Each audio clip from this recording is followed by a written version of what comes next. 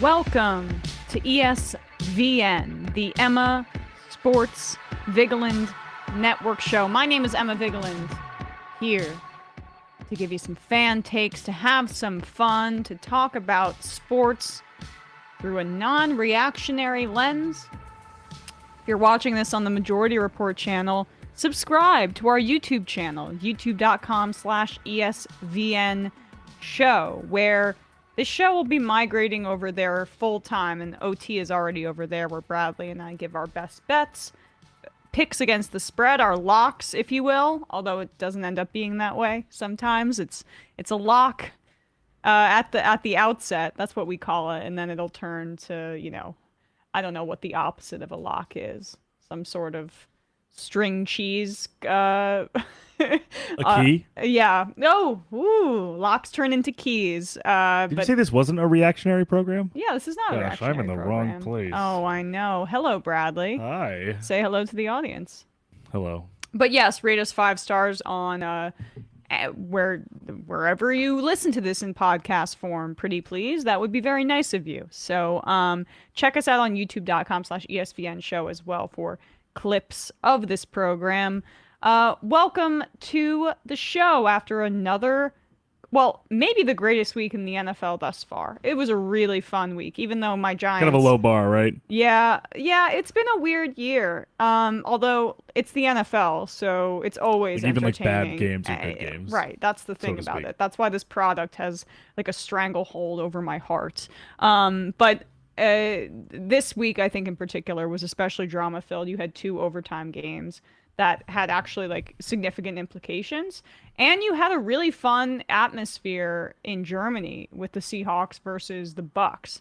I really liked seeing, I don't even know what arena that was, but that was kind of beautiful, and you saw how the grass, I think, made the game so much better. We should note this.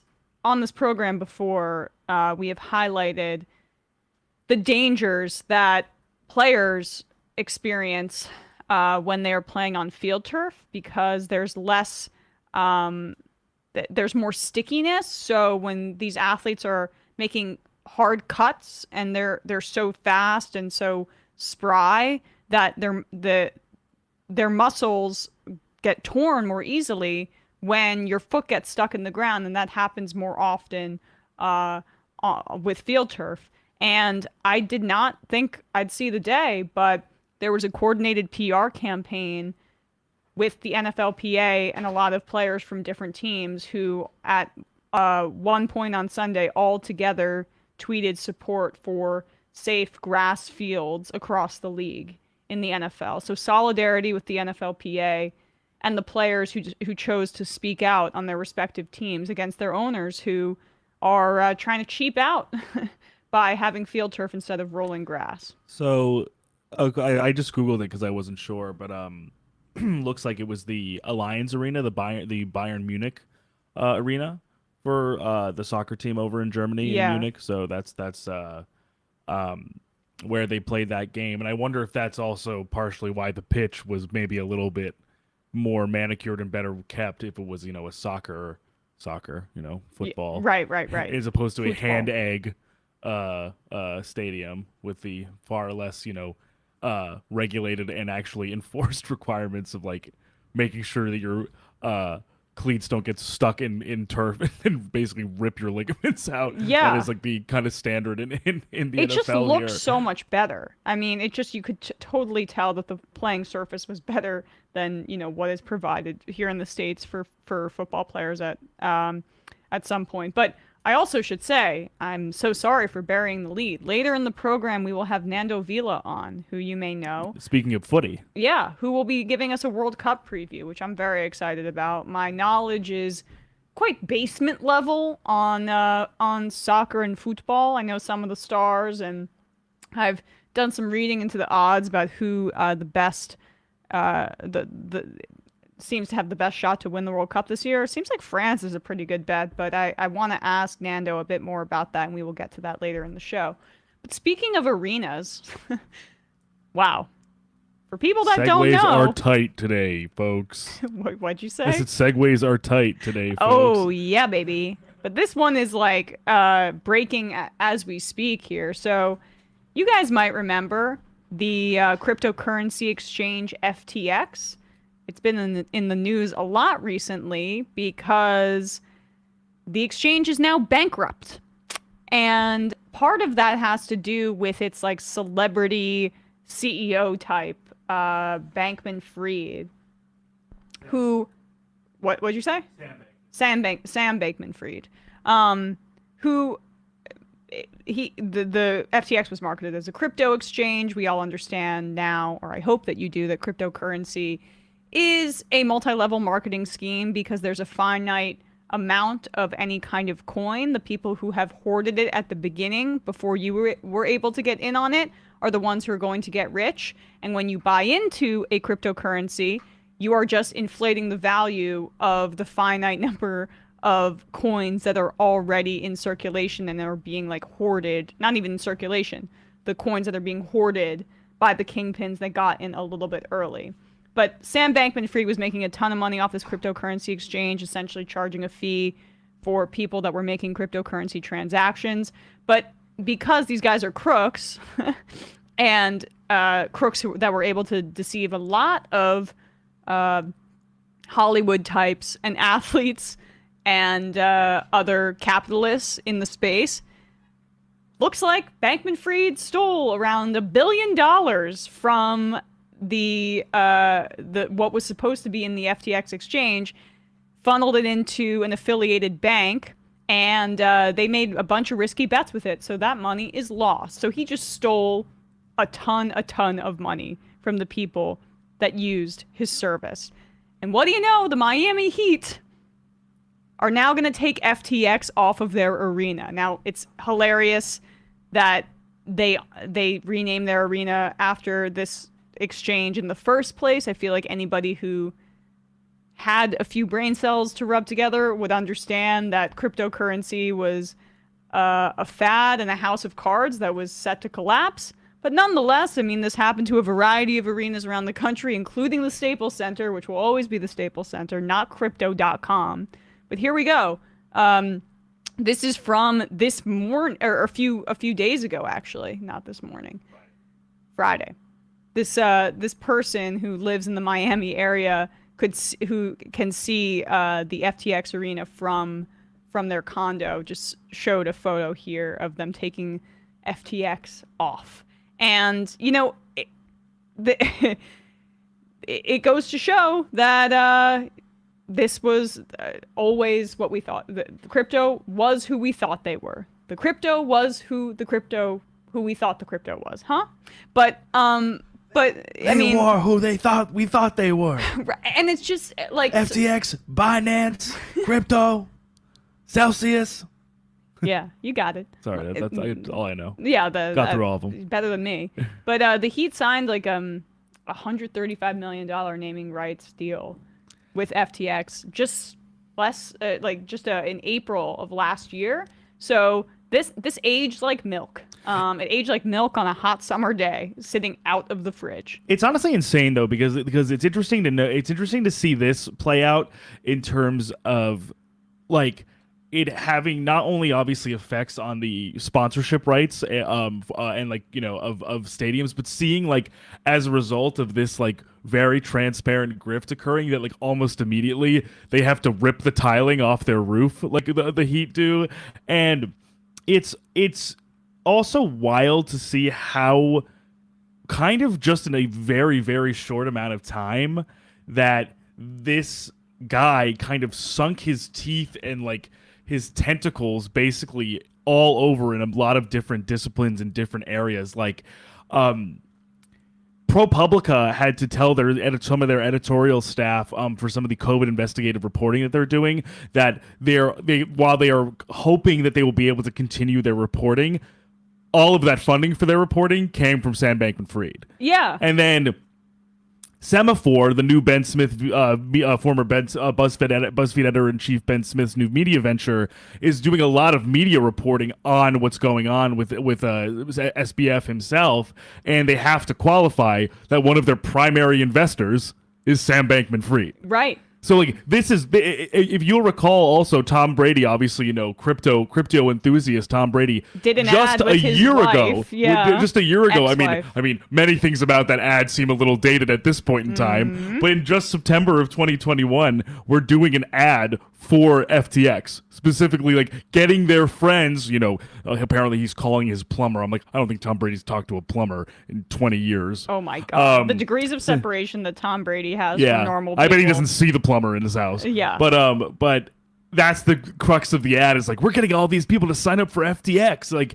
And it's just wild that in such a short amount of time, everyone became so credulous to this as an investment vehicle. Yeah, it is. I mean, but money talks, and when it looks like people are making a ton of money, you want to get in on it. And it's there. I think wealthy people are susceptible to arguments made about independence. I mean, it's the same reason that Elon Musk took Twitter private, right? Where he can make it his own personal Reddit edgelord plaything, which is that these billionaires, they want to create islands to themselves for them to do whatever they want, and islands within public spaces. And like that's what cryptocurrency is, right? It's like you're independent. You're not subject to some sort of sovereign entity, right? You can just have no more. It's a fiat currency, right? So that's what the pitch was, and a lot of people fell for it. And I think that speaking of like tentacles of crypto people, what we saw was crypto basically made relationships with a lot of well-known and agencies for athletes in this country, including CAA. And that's why you have someone like, is LeBron a CAA client? Do we mind looking that up for a second? I wouldn't be shocked, but I guess he did leave. But there, we'll have to see. But the other big agencies clearly like develop relationships with cryptocurrency. So so he was a CAA member, but he's now him and Rich Paul have like their own outfit. So if anybody can go be independent, it's LeBron James in terms of an agency. But yeah, I mean, it was well reported that CAA clients were kind of pushing some of this cryptocurrency stuff. That's why you saw it happening at the same time with celebrities and things like that, like athletes and celebrities all coming out with it. And it's because they were getting paid to promote it in cash.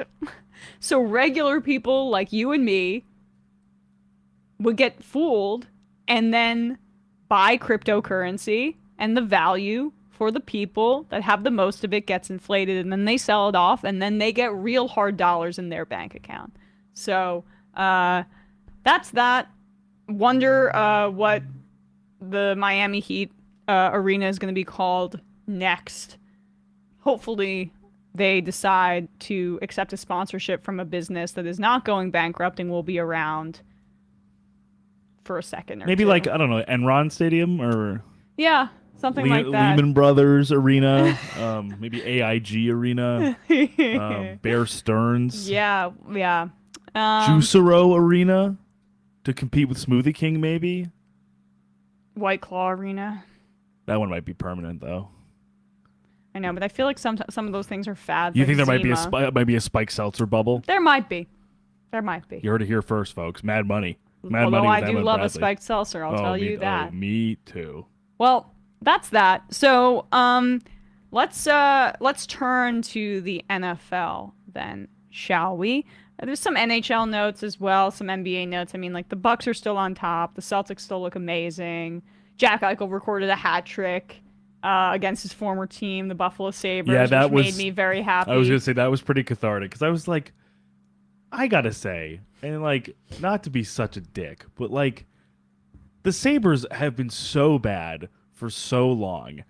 And I understand things got a little rocky with Eichel at the end, but like it was rocky between him and like ownership, like in like the front office. You know why it got rocky? And trust me, I followed this because it was because the Rangers were potentially the Rangers were in the lead, and I know on good authority that it seemed like the Pagulas were like, we are not trading him to anybody on the East Coast. Right. It's not happening. But for people that don't remember, like this is an example of why, again, the NHL is so far behind in terms of just like basic functioning of a league in 2022, which is that they and the NHL PA has allowed for this, needs to change in their next collective bargaining agreement. They had the rights to essentially cancel the surgery that Jack Eichel wanted to do for his neck, which is a really serious thing if you're an athlete, a neck surgery. And Jack Eichel said, I'm in pain. I can't play through this. I want this disc surgery. The Buffalo Sabres said, you're our investment. You were the second overall pick for us. We're not letting you do that. And he said, okay, fuck you. Yeah, I'm leaving. Trade me. I'll find somebody who will perform, who will allow me bodily autonomy. I will be traded to another team. And like, I mean, I know that the Sabres have improved this year, but I can't root for them. Like, I like to root for the city of Buffalo, but for this reason, I cannot root for them. But what annoys me about it also is like I just sometimes find it weird for certain teams. I guess it's just obviously part of being a fan, but like. He was probably the best player they've had in like ever maybe the entire history of the franchise. Yes. So it's like he comes back and you rain booze down on him, and like it's like what did he do besides want to look out for his own body and his own which by the way, the body is his career. Like you literally he needs to take care of himself physically in order to literally have a livelihood as a hockey player. So I was just surprised by that, and also I was just happy to see him because I know it was like a little on and off, and he didn't play a whole lot for the Knights last year. Yeah, but and it was a struggle. He was recovering from his surgery because they allowed him to get the disc surgery, and he was still like not himself. But now he's playing a lot better. The Golden Knights are like a better hockey team thus far this year, and he's just looking smooth out there. The movement is. He's a really all around player. Honestly, I feel like he has I love his game. Such smarts. He's so smooth on the ice. He has great speed. It's so clear that the coordination is so like he just sees the game. Like I see this similarly with McDavid, but obviously McDavid I think is far greater at this skill, just given the kind of like the depth between them as players. Because McDavid I think is like far and away the best player in the league. Oh yeah, but. It's so clear that even when the game is going like 100 miles per hour, they see it slow down. Yeah. Like they see stuff other people don't see. Isn't it amazing that those two guys went back to back in the draft? Nuts. Like we haven't seen anything like that in any sport. And what's crazy years. And what's crazy is just because everything that's gone on with Eichel, I genuinely think he's still almost like scratching the surface of his potential. And the reason like he could have tried to force his way out of Buffalo, and an NBA player would do this, or an NFL player would do this 100%, no question. Many times without the injury. They're mismanaged. Would maybe like withhold play too. Would maybe like be like I'm not playing. Yeah, like, they're mismanaged. They're badly run organization. They were terrible his whole career there. He was the only reason that they were in any way relevant. And then I'm sure this was the final straw. And I would have done the same thing. Yeah, I don't blame him at all. It's just like this kind of, you get drafted, you stay here, like military kind of and we get to decide where we trade you. We get to decide where the screws go in your back, okay? Yeah. And if where the rods go in your back. And if we want you to play through pain for the rest of the season because our season ticket prices are dependent on it, tough shit. That's what that was. So rooting for Jack Eichel for the rest of his career because of that situation, and rooting against the Buffalo Sabres until I don't know, I start to like them again for I mean, Owen Power is awesome. It's just more like I wish like he's one of those guys where I'm like, I wish you were on another team. Yeah, I know. They'll always have that small town allure for them. Of course, so that's a feather in their cap, but they deserve a lot of grief for how they handled that situation. Anyway, back to the NFL though, and I should say I'm going to turn off the voicemail. We will take calls throughout the program today before we get to Nando, because he's going to be joining us later in the show, and I wanted to still have time for calls before we wrap up the show. He's joining us at around 5:30 Eastern. Turning off the voicemail, we are in the phone line 646-257-3920. You can call in whenever, and we will talk to you. But let's start here. Let's start with the Vikings game. So Buffalo was up at the half in this Vikings game, 24-10, and I was like, all right, the Vikings are playing well, but they are playing what is arguably the best team in the league here, and it's going to be night-night at this point. Unfortunately for me, because Bradley picked the Vikings as one of his locks of the week, that was not the case. And a really wild series of events going into OT and through OT, because the Bills drove down, right? Just as I drew it up. On a Gabe Davis like non-catch, but it was within 2 minutes, so they were unable to review it. And the game then went to they were able to kick a field goal. The game went to overtime. Then the Vikings drove down. They got all the way to the 1 yard line. The Bills had a goal line stand, and the Vikings kicked a field goal. And with the new overtime rules, if you don't score a touchdown, the other team gets a chance to respond. And I was like, okay, but it's Josh Allen, so they're gonna get the touchdown, right?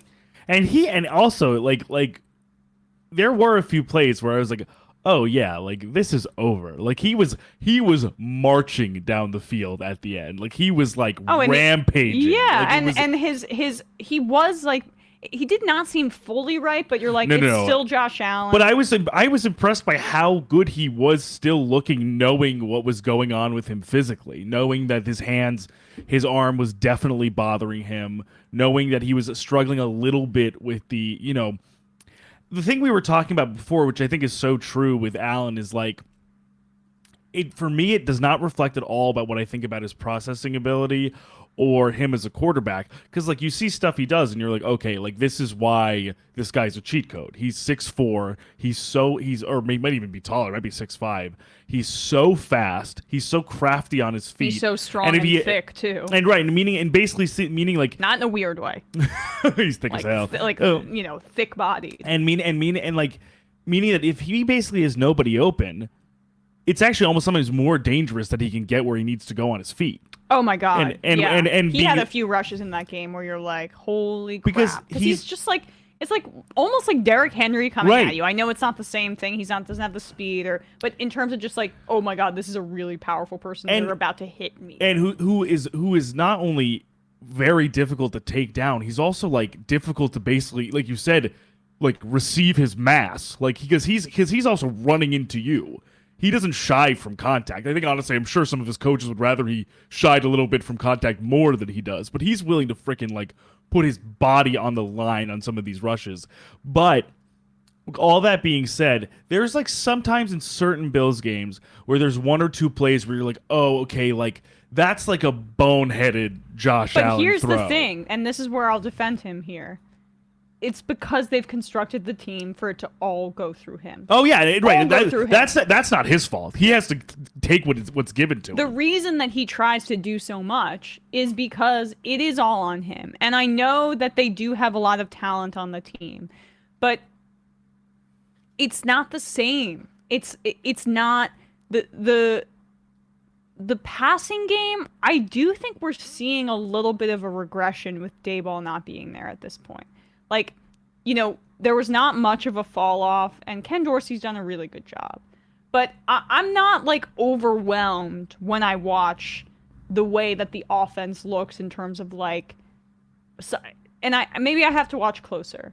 But I do feel like it's so laborious. Laborious? Yeah, laborious, just making sure I got all the syllables in there. To watch that offense go... Because I don't think that their number 2 receiver is anywhere close to like the number 2 receiver of the top other teams in the NFL right now.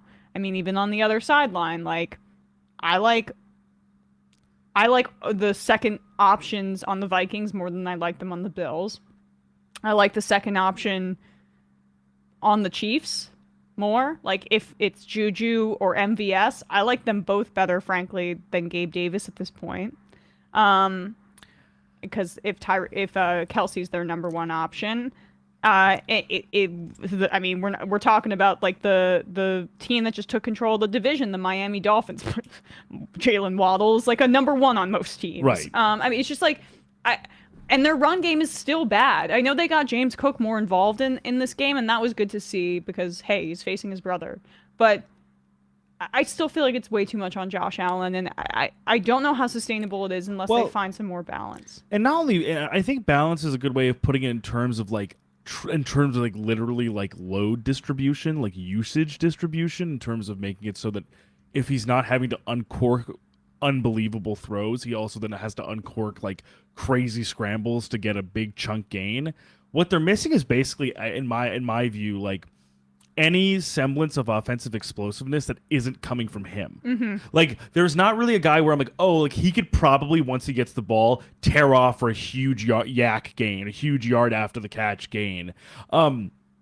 These guys, like Gabe Davis and Stephon Diggs, are both great route runners, but I haven't seen them so far this season being able to get a whole lot after the catch. Gabe Davis has been a disappointment. And then after those two guys, it's like Isaiah McKenzie is talented. There's only so much you can do with him. Same thing goes for the running backs in terms of like getting screen passes going or getting kind of guys off in the flat.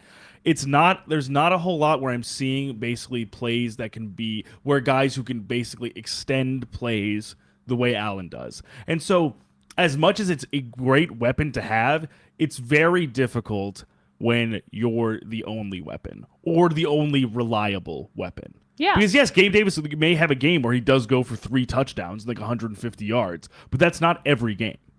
I mean, that's my and when that does happen, I don't think Gabe Davis really like jumps off the screen for me as a talent. Like, he's a good player, but I don't think we'd be thinking about him the same way if Josh Allen wasn't his quarterback. Right, also, right. I don't know if there is a player at the quarterback position in the NFL who's more integral to their team. And like, if Josh Allen was actually to be sidelined with this elbow injury for a long period of time, it's like, no, this is what would this team look over. like with just like a? I mean, Case Keenum is a high-end backup, so you could see them squeaking out some wins, and maybe they'd play a little bit differently when they knew that their strengths were kind of in a different place of the team. But at the same time, the Bills generally, they're banged up on defense. They really were missing. And you a ton saw of key that. Players. You saw that yesterday in the sense of like having it is really, really brutal for I kind of touched on this in OT last Thursday, but part of the reason why I took the Vikings here, beyond just not knowing exactly how healthy Allen was or how much he will be playing, is not having Micah Hyde is one thing. Not having both Micah Hyde and Jordan Poyer playing, that's like those guys are the bedrocks of the Buffalo Gregory defense. Rousseau and especially and Rousseau too, especially one of the guys who definitely was helping them set the edge and get home on the quarterback, get at least, if not sacks, some level of pressure. Yeah. They were still able to get some pressure, but they didn't have as many options to getting that pressure. So I think you saw clearly what not only the limitations of the offense, less depth where you get guys more tired, especially when you're chugging into that you can overtime game. swap them in and out, in and out, especially of course in an overtime game where guys are not used to playing that. Guys who maybe are not used to playing that many reps had to. Yeah, couldn't not because there was no options. You couldn't sub in Rousseau for Ed Oliver, for example, or something like that, or Von Miller was getting tired or something like that. It's just, I think they had a few forces working against them, which I think is a testament to how good the team is that they still kept it this close. But I also think it's a huge testament to the Vikings team that they were able to slug out a hard-earned victory. Like, this was not a fluky victory. They stayed in this game as long as they needed to and then came out on top. And also, that's a very, very much a result driven by Justin Jefferson very much proving that he is literally the best wide receiver in the league by a country mile. Let's now talk about Justin Jefferson, because that 4th down catch he made on the sideline, where he literally with one hand clung to it out and ripped it out of the cornerback's hand. It might have been the best catch I've ever seen in my life.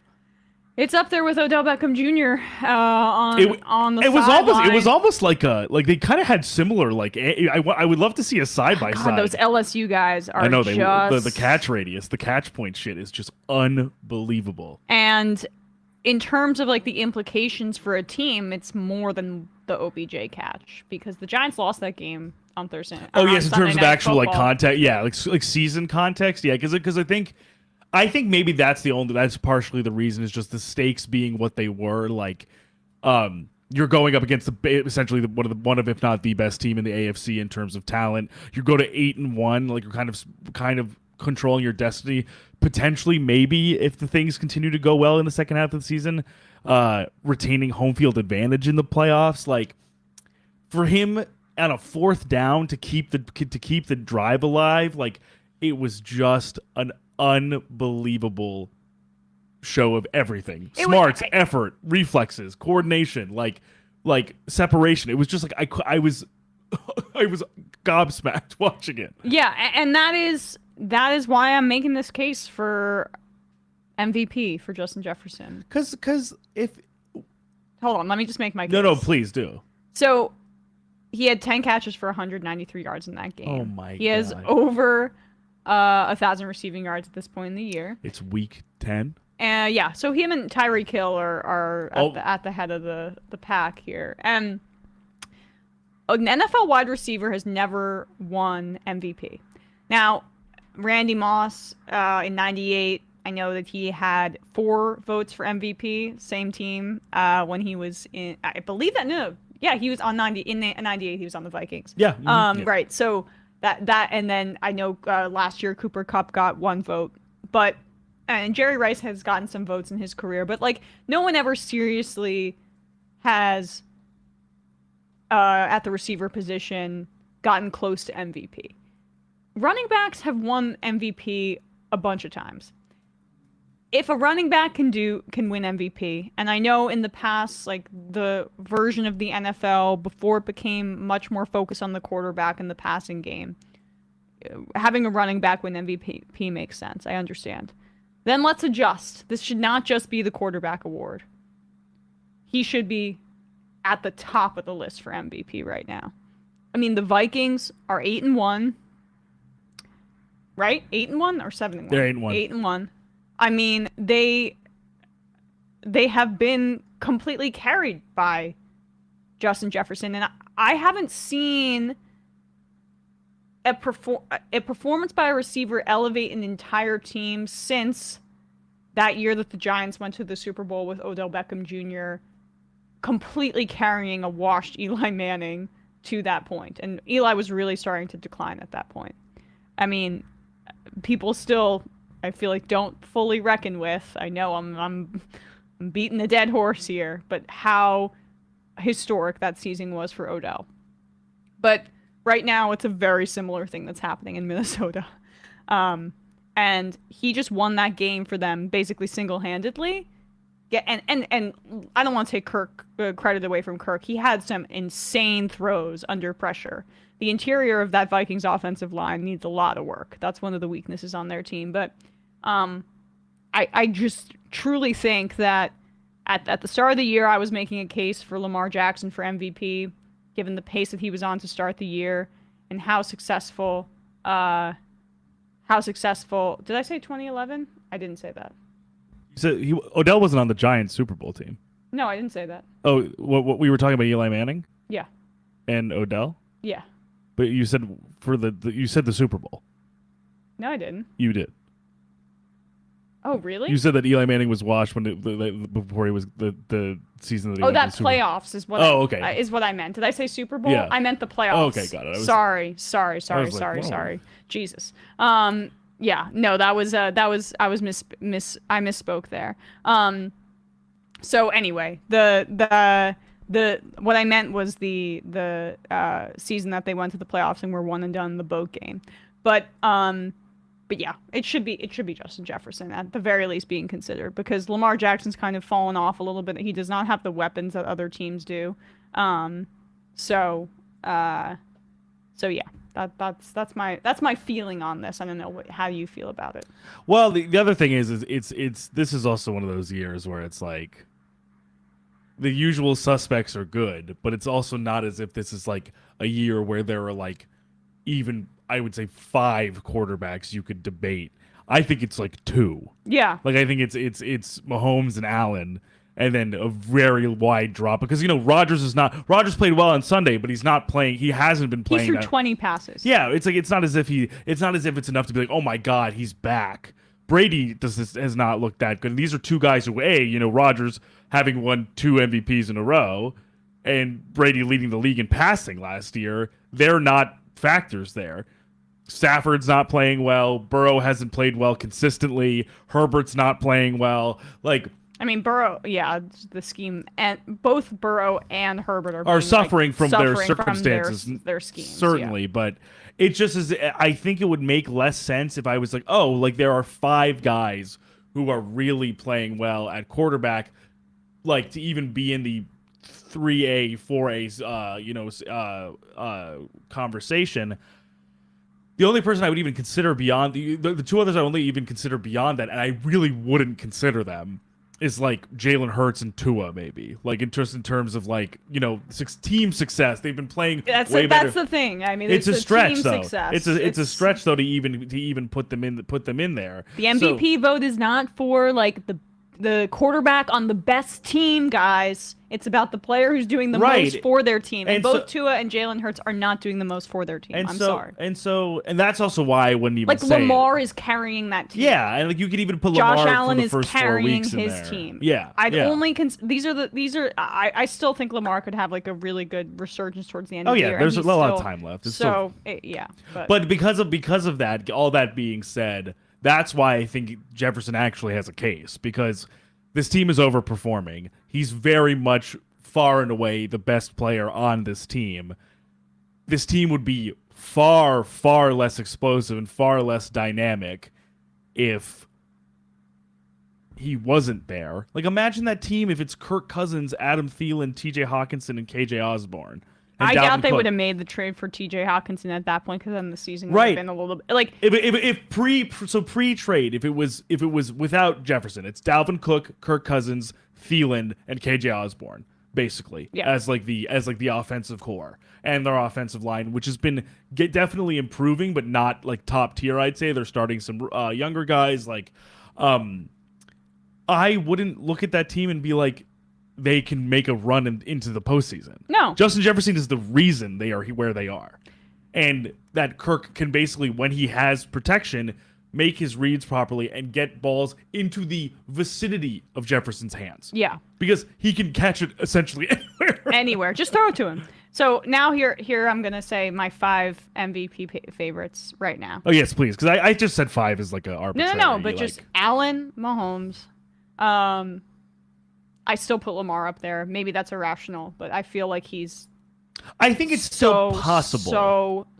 If he can valuable to that team. If there can be some real resurgence and he starts playing like really amazing football like he was playing in the first 3 weeks, and especially like you said, given like talent disparity, given option disparity between for example the Chiefs or the Dolphins, and then I would say Tyreek Hill and Justin Jefferson. Yeah, I think that's fair. I think that's definitely fair.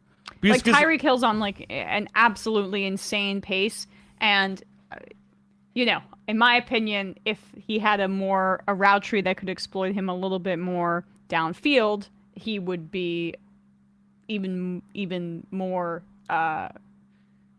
statistically like ahead of the pack. So I just feel like Tyreek Hill's having an insane year as well. Oh yeah, and I think honestly, the only potential that might hurt his chances from like a usage perspective is just the fact that he has Waddle as his like super number 2. Yeah, right. They kind of fit a similar role. That means obviously they can do a lot of the same things just on different sides of the field, which obviously, while incredibly unfair from a team perspective for other teams facing them, kind of could dilute a little bit of their individual performance. But I definitely see it. I mean, he's on track. He's already at 1,100 yards, right? Something like that. Yeah.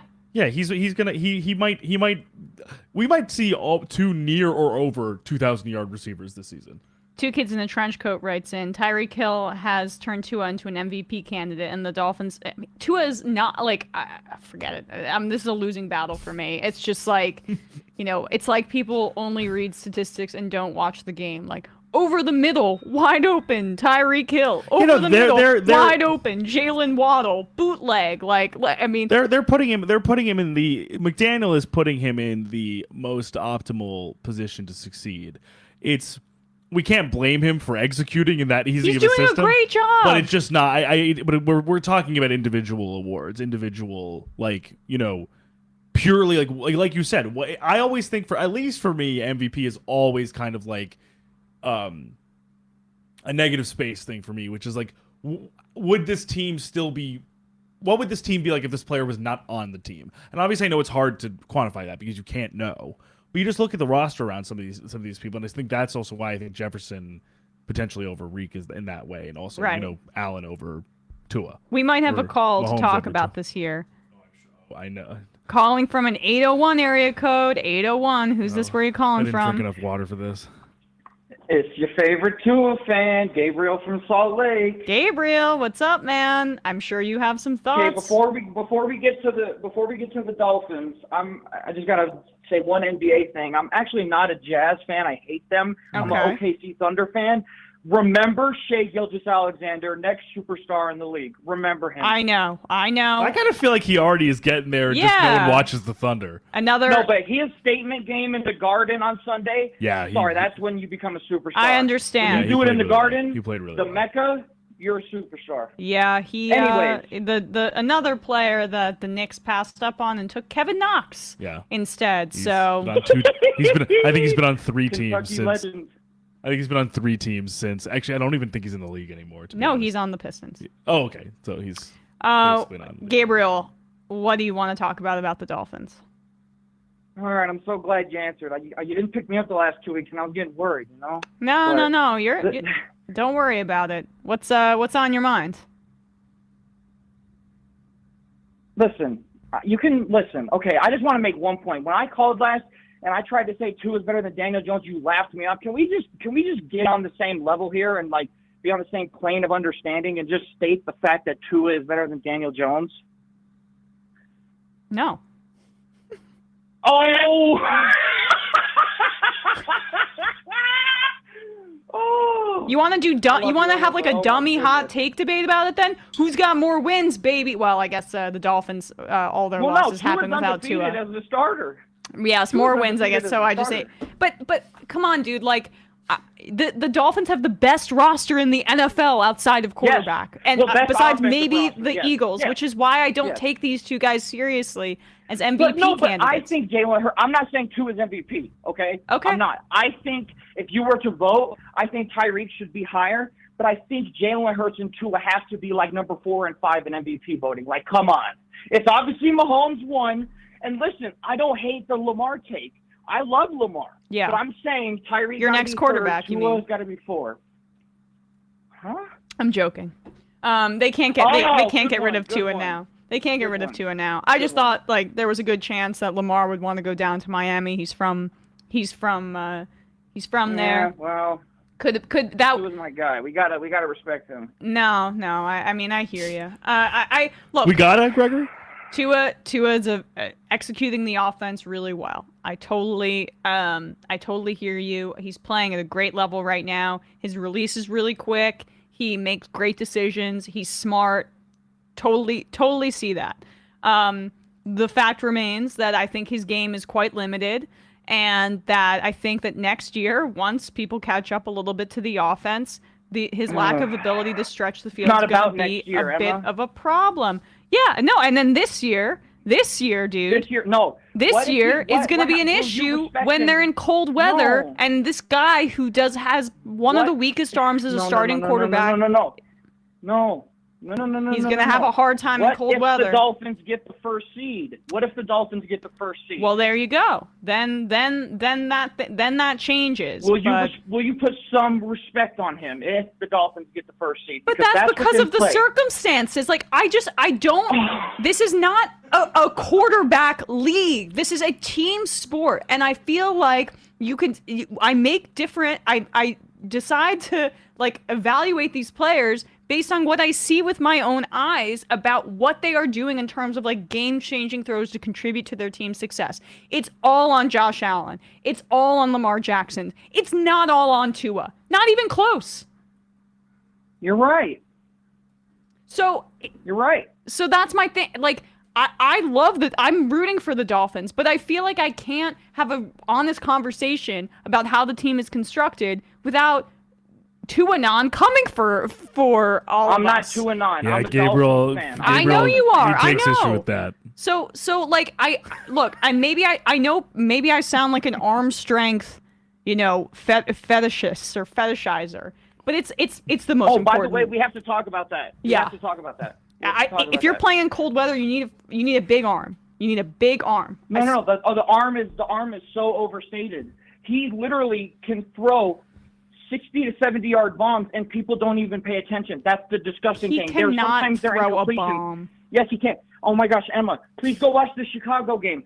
I know he had an underthrow, but he also had a throw that traveled 65 yards in the air, and it was an incompletion. We have to stop this. He is inconsistent with the deep ball, yes, but it's not the arm. It's not. Okay. You could just see it coming out of his hand, dude. It just does not have the explosion that other guys do. But if he's throwing a casual 65-yard deep bomb, then how is that arm strength? Because he's an NFL quarterback, and he should be able to throw it down the field. Okay, then we can't. But it flutters when it's arm strength and when it's not. I don't think it's a strong throw. No. I think, like, frankly, when they try to do those plays, his receivers have to come back on the ball, and you just have to watch for that. You know, he's playing really well. I'm not denying that. Listen, Emma. I am not the Tua is like an elite quarterback camp. Like, he's good, he's serviceable, and you know what? With a loaded roster like this, it can get you a first seed and it can take you deep in the playoffs. I hope so. I hope so. Gregory, who do you think? Gabriel. It's Gabriel. Oh my God, I'm so sorry. I kept saying Gregory. I have Gregory from Oklahoma on the brain. Sorry, Gabriel. Pardon me. Do you think that Tua would be as successful with the Bills' offensive pieces? Stephon Diggs, hello. Yeah, Stephon but like Diggs, Gabe Davis, what? Naheem Hines, Khalil Shakir. Okay. It's not like Stephon Diggs gets as open as those two guys. Stephon Diggs is an amazing route runner. Dawson Knox is like 10 times better than Mike Gesicki, by the way. What? Dawson Knox is nothing to write home about. He's good, but like. And also, would you rather have Jeff Wilson? Would you rather have Jeff Wilson as you do now, or would you rather have? Listen, it's one game with Jeff Wilson. I love him. Shout out my guy Jeff. But would you rather have the stable of James Cook, Devin Singletary, and Naheem Hines? By the way, they messed up trading University of Utah legend Zach Moss away. The Bills really fucked up there. I really hope that he does have some career resurgence. But look, Gabriel, I like Tua. I just feel like he's an average NFL quarterback. Listen, I'm not saying you don't. Yeah, he's an average NFL quarterback that I do think has a lot of limitations. Average. And I'm being generous with average. Oh my God. Well, yeah, we obviously can't agree on this subject because you think Daniel Jones is better. But I think his skill set is more. Bradley, I gotta say one thing about the Jets. Yeah, Bradley. Go ahead. You know it's over, right? What do you mean? It's over, right? Like you're ready to give up on the season, right? I've been ready to give up since they were 5-2, man. There's nothing you could say to me. Listen, okay, you can't kill a man who's already dead. I really hate the Jets mostly because they're in my division, but I also grew up and played baseball with Zach Wilson as a kid, and You're shitting me. He was always such a dick. Yeah, I hated him. How is this like your third call, and this is the first time you're mentioning this? I am not shocked at all. Well, I had to bring it up now. But I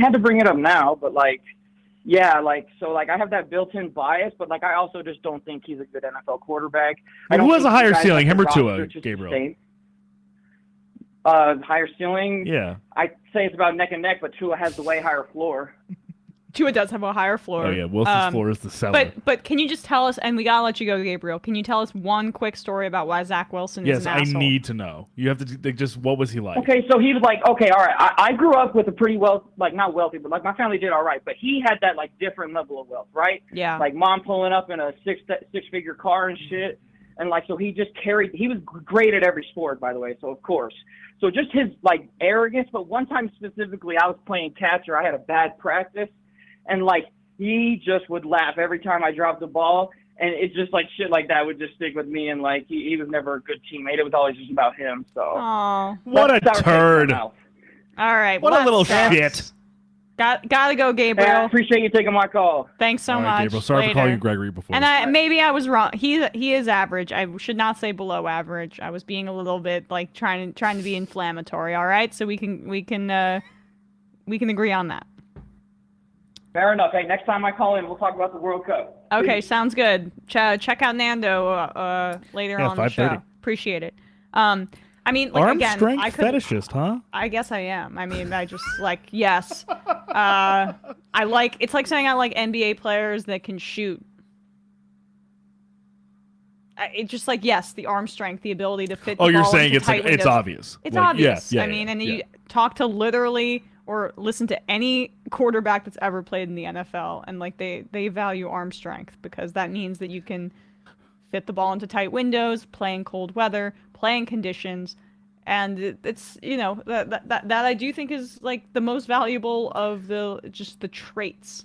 But you also see how hard it is for quarterbacks who don't have it and who need to rely on their smarts and on their accuracy and on It was their why reads. Drew Brees struggled in weather. Yeah, well, yes, but also I'm even thinking in terms of like current day quarterbacks. I think that's also like Mac Jones' struggle is that when Mac Jones is off on one thing, he can't go out of structure to reinvigorate something. Yeah. If Mahomes is off on something, if Mahomes throws a bad pick, Allen throws a bad pick, they can also then do something unbelievable with their arm later on or unbelievable with their feet.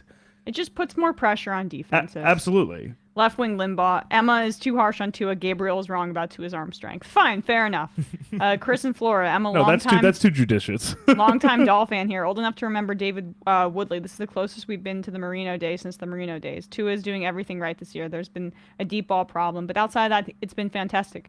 He's 100%, executing the offense correctly. Boomer Socialist. I would love to see Tua passing an Arrowhead in January. I mean, this is my point. Fun in Portland. Tua reminds me of Russell Wilson when the Seahawks had the Super Bowl defense. Like, okay, we're yeah. I mean, it's different because their offense is so elite, but it's just like, you know, this is why rushing to judgment to crown a player for their team success is gonna get you in hot water, and I'm gonna get crapped on in the interim when they're having team success. I understand that, but just trust, like. I do feel like, you know, again, I'm just a hot take artist. I don't do this, like, I'm not crunching with film or whatever, like in the middle of the night, watching burning the midnight oil watching film. But that's just my honest assessment of it, and I can't really. My thing is I was listening to some NFL or like podcast / like you know, doing some research earlier today, and just like the prospect. So let's say. I think this is a good exercise also to kind of quantify it. And I also don't I don't only want to flatten this to be a contract thing. But in terms of value as a player, my thinking is when the salary cap goes up, the next TV rights deal gets signed. There's a world where the Mahomes of the world, the Josh Allens of the world, the Burrows of the world, maybe even Herbert, depending on what the Chargers choose to do and how he plays. But I'm talking about guys like that, who I would say have a higher ceiling than Tua, obviously, and also who are better, who I think have proven more than Tua already. They're probably going to start getting around, you know, $50 million a year for a long-term contract, which would make, if this continues for Tua, a guy in Tua's tier will probably be asking for $45 million a year, something along those lines. If the team success continues, his agent might ask for the equivalent of what those guys are getting. Yeah. My question there is who's worth more? Who would you rather pay? If you're the Dolphins, who would you rather pay if you had the choice? Yeah. I mean, if you're any team, who would you rather pay? Would you rather? I know it's more money, but I think you'd get more out of them, and I think you'd maybe be overpaying a guy does not nearly have the ceiling or nearly has the explosiveness as those guys who will be making that much money. Yeah, I wouldn't want to spend that much money if I'm a Dolphins fan on Tua. I wouldn't. 100%. Let's we've wrung the Tua rag dry. Let's talk about the Colts here and the Raiders. The Raiders. Well, that was bad. That was a really bad loss for the Raiders. I cannot believe that Jeff Saturday just waltzed in there and won his first game as an NFL head coach, basically having less than a week to prepare. My guess is that he was like, okay, Gus Bradley, rest of the staff, just take this over, and we'll put Matt Ryan back in there unexpectedly, and he'll be a stabilizing force, and we'll be able to win this game. But Jonathan Taylor came back to life, 147 yards on the ground. Just another glaring example of how the Raiders just really lack any difference maker outside of Max Crosby on that defensive line. I mean, it is bad, bad, bad. And then you can trace this all back to terrible draft decisions like taking Cleveland Farrell 4th overall when nobody, and I mean nobody except for the people inside of that Raiders front office, thought that he was worthy of that kind of draft selection. And now you can really start to begin to point fingers at Josh McDaniels. If you just want an indication of what the vibes are like in the locker room, we have this clip here of Derek Carr crying after the game. And, like, this is not to shame him at all. In fact, I feel bad for him because, you know, while Russell Wilson's corniness is incredibly put on, no, like, this guy's just actually really corny. And I do think that he's a bit of, like, an old school football guy in that he tries really hard to put his heart into the team. And he's been there for a long time. So he wants to win with the Raiders organization. This kind of stuff, it is sad. And now I do think that people are rightly questioning whether Josh McDaniels might be one and done in Las Vegas.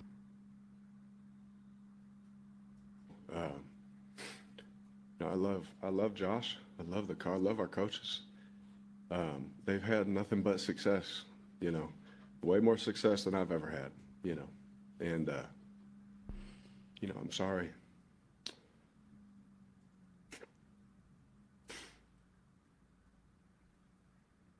Derek, You know, sorry, continue. to finish that, sorry for being emotional. I'm just pissed off about some of the things, you know, that a lot of us try and do just to practice what we put our bodies through just to sleep at night.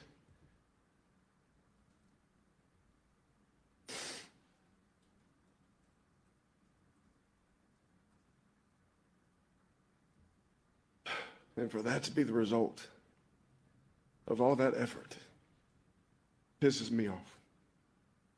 Pisses a lot of guys off. It's hard knowing what some guys are doing. Like I said, just to practice what they're putting in their body just to sleep at night. Like just so we can be there for each other. And I wish everybody in that room felt the same way about this place. And as a leader, that pisses me off, if I'm being honest. Derek, obviously. Yeah, what was that in response to that last part? I missed that. Which everybody felt the same way? Oh, I don't. That's not. I'm not entirely sure what he was referring to. Can you there. look that up just for a sec? Because I am curious. I saw that clip a few times, but not the beginning of what the context was. I mean, like, I'm sure there are a lot of people making fun of that video today. I respect the passion that Derek Carr puts into the game. I do. And, you know, he's played quarterback at an above average level for pretty much most of his career. And you can win with Derek Carr. You can, if the team around you is constructed the right way. And the Raiders have been mismanaged since his career started there, from Jack Del Rio to John Gruden being ousted because of the leaked racist and offensive emails that Gruden sent that seem to have probably originated from Dan Snyder's trove of blackmail, to Rich Bisaccia being the head coach, the team rallying behind Rich Bisaccia, them going to the playoffs and losing, but a team that did not have the talent like the rest of the teams in the playoffs and still got there. And clearly the players being emotional and loving Rich Bisaccia. To Rich Bisaccia not getting extended and not being the head coach for the Raiders. To then hiring Josh McDaniels, who I really thought would be in a better position than he is right now. Like, you see what he did with Mac Jones in New England, and what he's done for his entire career in New England. And I know it was like Denver, they had the whole Tebow situation. It was totally a crap show. And I just thought this time's different, right? McDaniels is going to be able to implement his offense and understand what to do from a head coaching standpoint and also call the plays and, or implement his offense at the very least. And he'll understand how to strike that balance more. And it's just like they just added Davante Adams and forgot to build the rest of the team. It's like a collection of fantasy players. It reminds me a little of the Lakers, right? Bright lights, so we have all the stars, but we're not a team. And I think it's really hard when... I mean, we're seeing this across the entirety of the AFC West, but like even this team that was theoretically making up the back end of these like projected standings with, the Broncos, Chargers, Chiefs, and Raiders. The Raiders kind of always being like, yeah, they're probably going to be pretty competitive based on that Week 17 game last year against the Chargers. They played their first round playoff exit. But my concern is, I have a few concerns. And I think one of them is, this seems to be an issue for many different descendants of the Belichick coaching tree, that they are really, really, really effective in his system, and once they become the leader, they struggle. I know, and I just thought he would be different at this point. Because he revitalized and rejuvenated and innovated so much as an offensive coach under Belichick. Coming back to New England, too, his offense was different than when he was there the first time. Absolutely. Brady loves him, right? And they work together really well. And it's not even as if this team seems to me like to have any... I don't think this team has a huge talent disparity. I think Josh Jacobs, who has put together a bunch of pretty good games the last few weeks, having Davante Adams, one of the best receivers out there, with the guy that he played with in college, you put all of this stuff on paper and it doesn't make a whole lot of sense that they're underperforming this much, but it's just clear that there's a lack of cohesion here, and that clearly, I think obviously based off these remarks, it goes deeper than just like poor play. I think there might be some clashing philosophies or clashing dynamics, both in terms of the coaching staff as well as the players. Yeah. And if I'm Carr, I get it. I think if I'm not mistaken, he's the longest tenured Raider. He was on the Raiders when they were in Oakland. Like, he has second round pick, right, with that organization. Been there his entire career. He's been through a lot. He's been through the wilderness a lot. And I imagine with this, re-teaming up with Davante Adams, getting Josh McDaniels as a coach, I can understand the seemingly very palpable frustration and pain that he's going through, seeing that not only did it not pan out, it will not pan out. Yeah, and they're 2-7. They're not going to make the playoffs. Oh, of course not. This is what are they team... picking second right now overall? Or a fourth, team or that first. has Davante Adams injured, Darren Waller, but yes, like he played some part of the career, or some part of the season, I should say. Derek Carr, who's an above-average quarterback, and you're supposed to have this great offensive mind on the other side. It's like McDaniels has no idea how to both be an offensive coordinator and be a head coach. I think that's the problem. And the only thing that seems to be saving him is the fact that the freaking Raiders don't have any money, and that's the thing, though. They don't want to buy him out, right? And they don't want to buy him out, but also, it's not as if they can be like, okay, you know what? Back to the drawing board. Let's figure out what we can do, work through the draft, work through free agency. You can't work through the draft or free agency. You gave a bunch of picks away for Davante Adams, and you spent a shitload of money on your defense and your offense. This is the team. This is the team that was supposed to be the competitive team, and this team is 2-7. A team that went to the playoffs last year. Right. There's no blueprint. Like, this is the blueprint. This is not a rebuilding team. That's what I think is difficult, because at the very least, the Broncos might look like crap on offense, and Nathaniel Hackett may very well be fired after the season. But they have arguably the best defense in the league. Yeah. The Raiders can't say that for anything. They can't point to an area of strength, really, over the course of 10 games. They can point to a few flashes, but that's it. No. I mean, and that loss in New Orleans was embarrassing. This loss might be worse. I mean, losing to this Colts team. Losing to Jeff Saturday. The first NFL game for Jeff Saturday. Last time he coached was his high school team that he was touting that they were 8-1 the last time he coached. It's like, cool, man. Yeah. But 17 and 18-year-olds, you were coaching up really well. Nice. Right. Awesome. Nice. Bet your staff really thinks that's fun. Bet Gus Bradley isn't just gritting his fucking teeth. Yeah. Over there. Yeah. Oh my God. He must have just. He's like, this is fine. Jeff Saturday must have some emotional intelligence because he must have just been like, I know this is weird. I took this job, but just everyone else handle it. Be cool. Yeah, be cool, and like we'll stick to what the original plan was. We'll have this random guy calling plays. I mean, it seemed like he just implemented what their old offense was, and they're trying to make that transition as smooth as possible. Yeah, it looked like, I think the one thing, obviously, I'm not graphing on anything in terms of long-term success for this Colts team, but the only two things I think I will say that in their like to their credit for this game at the very least is that, you know, they were just pounding the rock with Jonathan Taylor, which I think is like, obviously it's like, that's the easy button, but like prior to this game, it wasn't really working. Well, that's because, as I said, the Raiders have zero difference makers on the center of their defensive line.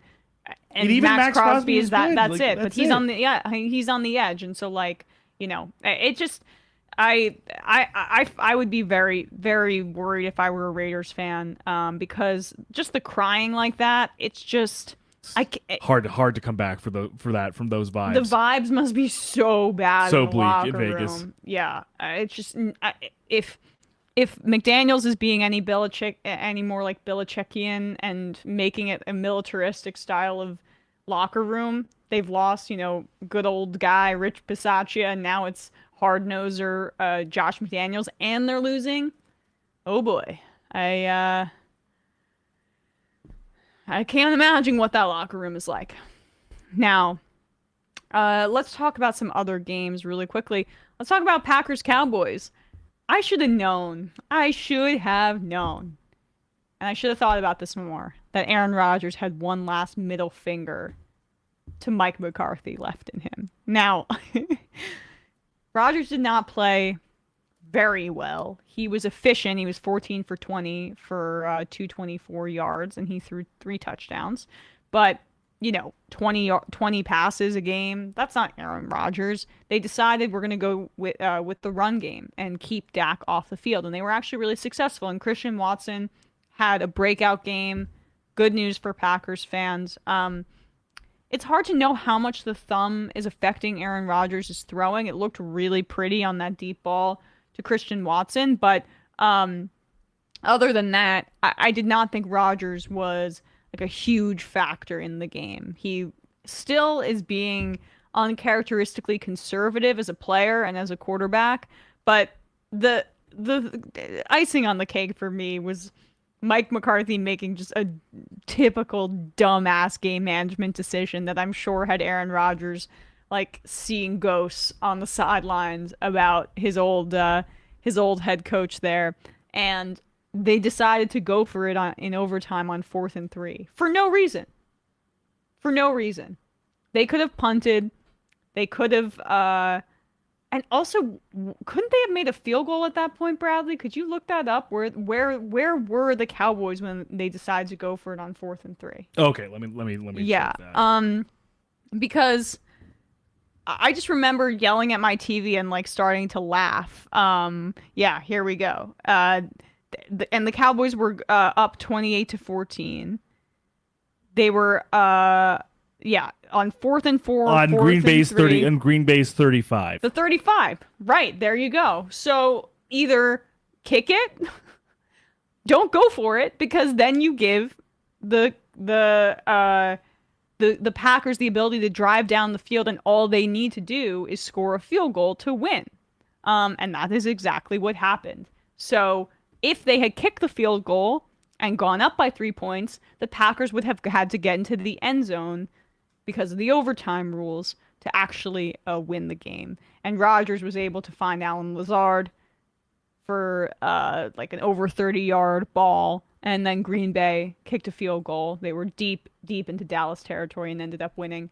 But you know, that is probably one win that Rodgers will cherish from this fairly abysmal year, given the history with Mike McCarthy, who's you know, the current like holder. I can't tell who it is, if it's Brandon Staley or Zach Taylor, who's the current Mike McCarthy person in the NFL. But it's probably Taylor, just because they've been to the Super Bowl. Yeah, like he's just had more success and been more like more impotent with a it's more Taylor, talented team. Yeah, but Staley is getting there, because it's just like at some point you can't. Because it's not, that was vintage Mike McCarthy, but McCarthy's actually seemingly managed the game much better this year than he previously has. We'll see once it gets to single elimination if Mike McCarthy can stop himself from being himself. But it was good for me as a Giants fan. Cowboys one game back. Don't imagine it lasts. My guess is that the Cowboys beat the Giants on Thanksgiving, but you know, hopefully I'm sufficiently drunk by that point off wine where that's not going to bother me as much. All right, let's take a quick call. Calling from a 647 area code. Who's this? Where are you calling from? 647? Hi, is it me? This is you. It's a little hard to hear you. Hold on, just give me a second. No problem. Can you hear me now? I can hear you, but maybe just keep it quick because there's a lot of static if you're in the car. Yep. Hung up. Okay. Calling from a 714 area code. Who's this? Where are you calling from? This is Andrew from Orange County, California. Andrew from Orange County. What's on your mind? Hey, I called a long time while back talking about the Super League. I don't know if you remember that. That was on Majority Report. So yeah. I'm going to be calling in to talk about soccer, and I'm stoked that you've got Nando on. But first, I've been trying to call in for weeks at Majority, so I have a guest request for you for there. Okay. His name is Simon Cooper, Kuper. I think he works for Financial Times over there. You're going to get kind of a twofer here. So he's written a book about Tory politics and kind of like the pipeline from Oxford University to basically Downing Street. So I think it'll be a really interesting interview. And then he's also written a bunch on, you know, kind of geopolitics intersection with world football. So I think it'd be a great guest. Okay, great. Kind of a bit of a Michael-esque guest. But anyway. Yeah, no, I wrote it down. I'm stoked for what? Okay, right on. Yeah. I'm stoked for what? I'm stoked for whatever you guys are going to talk about the World Cup. I mean, it is going to be. It's such an incredible event for geopolitics in sport. I mean, the amount of, I mean, just outward corruption from FIFA. I mean, it makes the U.S. government look like good actors. I mean, FIFA is just so insanely corrupt. Yeah. No, well, I want to talk about that with Nando. Yeah. If you could, I think some other topics, even outside of just the World Cup, because I think, you know, it's the biggest sport in the world. I wish it'd get more coverage in the U.S., but we're just so dominated by other sports. I mean, I get it. Yeah. But the incoming of state ownership of clubs, I think, would be a great conversation. Okay. Saudi Arabia just bought a club in England, and that was last year. They were sitting at 19th in the league. They're currently third. Now, I will say, I'm not going to say that's all Saudi. They have been fantastic for the little amount they've invested so far. That coach has done a fantastic job, and I'm not just saying that as a sour fan of someone who's taken up a top 4 spot, but I mean, they're destined to become a next super club because of the investment they're going to get. I mean, they're going to have billions and billions of dollars to spend, and I think, as you know, there's not really a cap like there is in U.S. sports. It's such an interesting dynamic. I mean, the labor market in the U.S. is so right-wing, but the sports labor market is left-wing, while it's reversed in Europe, where the labor market of ordinary people is more protected, while the sports market is totally unfettered. Right. You kind of get what I'm saying there? Yeah. That makes sense to me. It's an incredible dynamic. It's really incredible. So I think that would be great. Other than that, felt I had something else, but as long as I got that guest request off, I guess I'll let you go, and I'm looking forward to what you have to say with Nando. I'll ask him. Oh, sorry, I did remember. Yeah, go ahead. I did remember. You got Cristiano Ronaldo gave an absolutely insane interview to Piers Morgan. It's I don't know. I'm trying to think. I mean, it's just so Trumpy. If you contextualize it with kind of his history of being such a prima donna in the sport, I think it'll be funny. So obviously, I'd be interested to hear what he has to say, because he's going to be probably having his last World Cup along with Messi. So right. It's going to be super interesting. But All yeah, right. if you find clips of that, I mean, it's hilarious. Anyway, yeah, thanks for taking my call. Appreciate it. Appreciate it, Andrew. Thanks so much. All right. Cheers, guys. Thanks, Andrew. Fun in Portland said Christian Watson had a huge game, and when he scored the big touchdown, Rodgers threw his hands up like about time. I was happy for Watson. Yeah, and still found a way to scream at Matt LaFleur too. Yeah, he You know did. what the difference was in that game is that Rodgers decided to, you know what, I'm going to play well today. Mm-hmm. I'm going to actually make a few throws. And yet he's saying, "About time, man! About time you caught my double clutched weird like bastardizing of my footwork throws, basically." But I'm happy to see it at any rate. Let's touch on Russ again here. So It's been too long. I've missed. Russell Wilson was on this bye week. We didn't have an opportunity to make fun of him. And I still think we did talk about him a little bit. I mean, it's hard. We touched on it not briefly. to, because let's just play this, right? In the lead up to this Titans game, and really it was frankly caused by Pete Carroll. He did it on purpose, but he has the right to take a victory lap. Russell Wilson was trashing him through his agent and through anonymous sources in the press for years and years and years about how the offense isn't creative enough, how it wasn't giving him an opportunity to cook. And now you see, seems like Russell Wilson was the reason for that.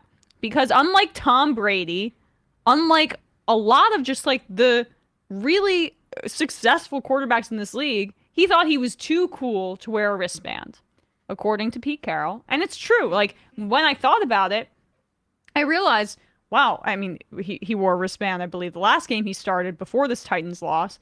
But I was like, I never did see Russell Wilson wearing a wristband. I know that Donovan McNabb also had certain issues with not wearing a wristband and maybe, having a bit of an attitude about it before. So with Russell Wilson, Pete Carroll spoke in the press about how he about how it was now Geno Smith wears a wristband, and that has opened up the offense for us. And so it was like a gratuitous shot, right? But at the same time, he has every right to take a shot like this. And this was Russell Wilson responding, pretending he didn't hear what was said by Pete Carroll, and then proceeding to be a little salty about it. Something about putting the play calls on the wristband. I don't know exactly what he said, but I think won a lot of games there without one on the wrist. And I didn't know winning or losing mattered if you wore a wristband or not. But I think that do whatever it takes to make sure that we're rolling and moving and everything else. A few times I've definitely worn a wristband, depending on the game plan, what we had called, and all that stuff. As you go through a season. So, I mean, okay, dude, won a lot of games with that one on. Your whole thing was that they weren't winning as many games was because the offense was not being prioritized enough or being creative enough. Well, if you had a wristband, you would be able to call way more plays because you would have a shorthand. It wouldn't have to be the coach going into your ear saying a long play call that you'd have to remember verbatim and communicate to your receivers, to your offensive line, to your running backs, etc. You would have an ability to just look at your hand and then call the play. So people have pointed this out. We saw throughout this year them being really late to break the huddle. Right? Russell Wilson and the Broncos having a lot of delay of game penalties because he's not calling the play in time. You know what might have helped not having the entire pre-play clock being taken up by you having to hear Nathaniel Hackett, then hope that you're remembering it right and communicating it to your line and to your receivers and to your backs. And what about Hackett having to and to your consult? tight ends. What about Hackett having to consult his clock management guy upstairs? So many different like chains. Hey Russ, give me 1 second. Hey Marty, is this okay? Can we do this? He's like, go right now. There's 2 seconds. Yeah, and then they've been getting delay of games. So that really put it all together for it. And he acts like it's an insult to his intelligence. Tom Brady has worn a wristband his entire career. What is the problem with wearing a wristband? You just have a shorthand here. It's literally like... No, it seems like more of a signifier than it's anything like, else. you know, I want to look smart. Russell Wilson's like taking a Spanish exam for class, and the teacher's like, okay, you can have a cheat code with some of like the prepositions and stuff, and he's like, no. Yeah, I don't need it. No, don't think I'm gonna need that. I can execute without it. Let me cook. Do you remember? Then he gets like a D on his exam. That's the whole situation. Do you remember when Terrence Howard thought that he didn't need a teleprompter to do his award? He was presenting an award at the Oscars for Whiplash, or he was you know how they do it at the Oscars, they queue up like trailers. I don't remember this. And he was like, I don't need it. It's not that many words. He gets up there and literally just goes like, Whiplash, the movie. It's amazing. Oh wow. Fantastic. And everyone just very quickly was like, okay, so he completely forgot what he was supposed to say. Yeah. After saying to everyone, I don't need the teleprompter. It's like, it's fine to be prepared, guys. Yeah. It's totally fine to be prepared. And when the whole basis of your damn argument about why you need to leave Seattle was that they were not taking the offense seriously enough, right? And running the offense through you. Maybe they didn't trust you because you were choosing to look cool with the way that your arm looks, or to look like, man, I'm just a wonderkind, I can remember things off the top of my head, then actually do what would be set your team up for the best position possible, which is to have a cheat sheet for the plays, which is allowed. It's allowed. It's literally permissible. Like, so, it's not like, cheating. Like, that is why your team didn't take you seriously, bro, and why they don't take you seriously now, and why he's wearing a wristband now, but you're still with a wristband, putting up 10 points against the Titans. They have a very good defense, and Jerry Jeudy went down. But, man, is he insufferable. I don't even, like, go ahead, Pete Carroll.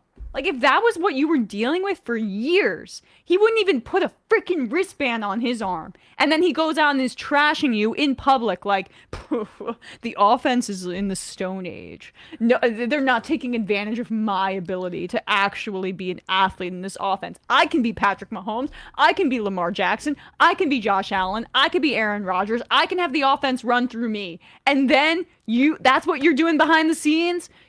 What a dick. What an asshole. Well, the other I mean, seriously. We've said this, but we've said this before. Let's ride, baby.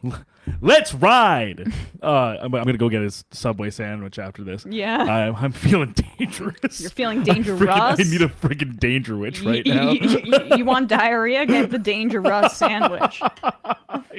Let's cook. Let's cook. Let's ride. Let's undercook. So we've said this before, obviously, but I think the big thing is just like, I feel like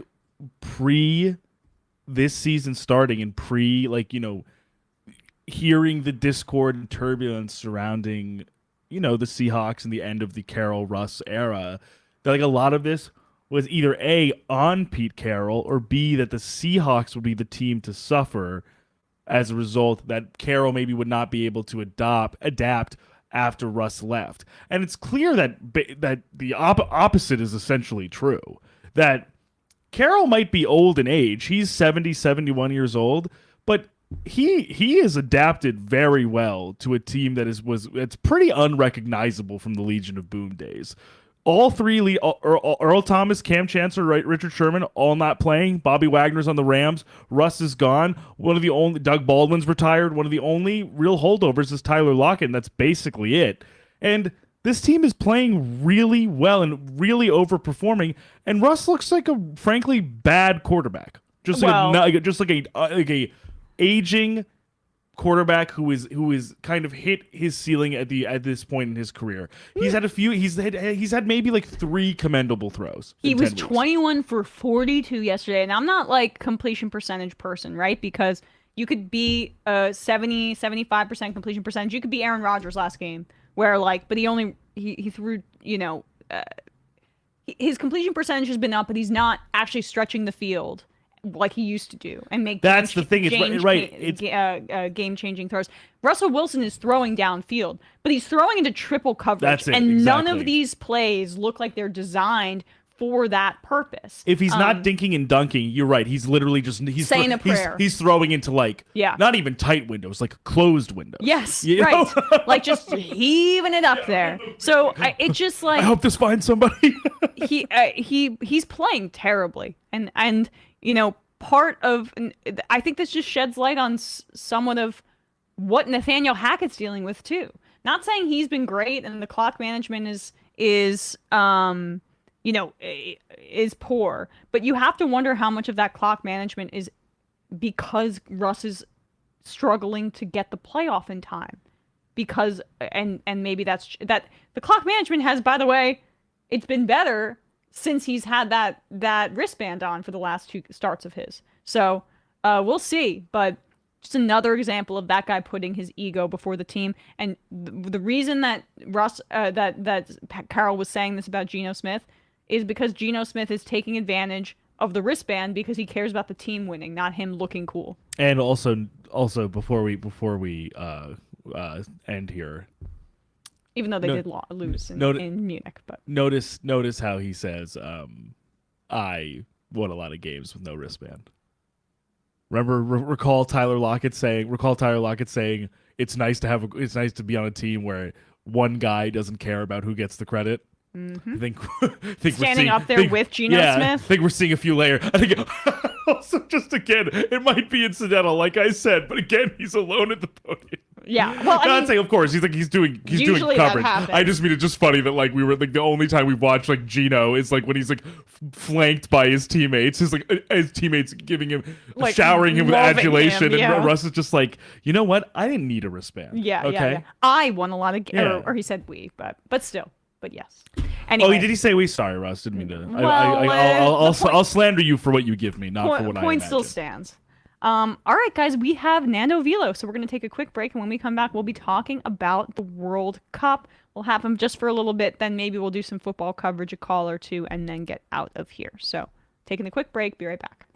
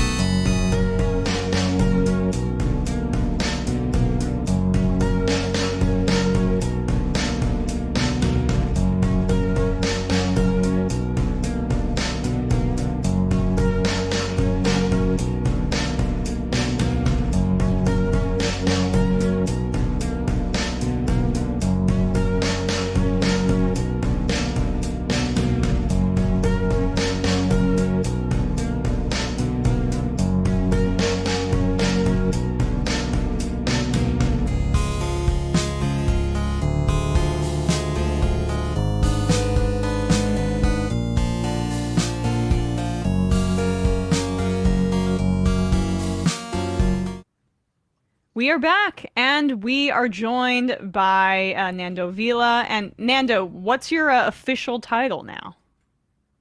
I'm the head of the studio at Exile Content. Woo! That's who I am now. Yeah, and, film and television studio chief now. How's that? How's that going? It's fun. Can't complain. Yeah, it's very different from the takes business, you know? Yeah. But I miss it sometimes. You know, I miss being in the mucky muck. Well, I'll drag you in here with some World Cup content, because there's definitely some like politics involved in this discussion, just like corruption generally as well. The World Cup, I was saying to you in the break, it kind of snuck up on me. I did not realize how soon it was going to be starting, but let's go, I guess, through the history really of how Qatar even secured hosting the World Cup. There was a lot of controversy about it. Corruption charges, the FBI looking into this. I mean, you're a huge footy fan. What was your reaction in 2010 when this was announced, and like just describe, if you could, the fallout from that? Well, yeah, I mean, it was highly unusual because beyond the location of it, which was unusual, right? Qatar, people were like, you know, I think most people were like, huh? I've never even heard of that country before. And what was highly unusual is that they usually announce the World Cup 2 World Cups in advance, right? So in 2010, they would announce 2018, which ended up being Russia, which, you know, goes to show just how things work in the world. But in this one in 2010, they announced Russia and Qatar at the same time. And people were like, that's weird. You know, why did you do that? And they were like, oh, we just did that. And, you know, the real reason was that FIFA, like many of our institutions, is run like a total gerontocracy. And it was the sort of FIFA council, the power brokers at FIFA were all extremely old. You know, Sepp Blatter, who was the head of FIFA for many years, was an old man. But also like the heads of, you know, South America, the guy named Julio Rondona was a very old man. You know, everyone involved, like in the big kind of conferences, was old, and the real power brokers within FIFA. So they were like, why don't we just announce one ahead of time, and we get paid for 2 World Cups instead of 1? Because obviously, you know, what's very obvious is that half these guys were just getting payoffs in order to secure votes for a specific bid. And yeah, that's basically what went down. They were like, we need to cash in before we get the hell out of here. And we're just going to move the announcement up 4 years and announce 2 World Cups at the same time. And so Qatar specifically, I mean, is there any understanding, or is that still shrouded in secrecy, what money actually was traded or what favors were for them to host the World Cup? Because like the logistics of them hosting are insanely cumbersome, right? I mean, the Qatar is a very, very hot country. They had to also build a ton of stadiums from the ground up for them to be able to even host this kind of tournament. Like, from the environmental impact alone, there was a lot of controversy, but just it's such an insane undertaking for them to even be able to host something of that magnitude, that involves a lot of money in and of itself. Yeah. No, I mean, we'll never really know like how much the actual bribes were, like, because they, you know, it's always done in, you know, through shell companies and and there's never like a contract that says, in exchange for your votes, I will pay you, you know, $20 million or whatever it is. But Qatar, you know, has basically an unlimited amount of money.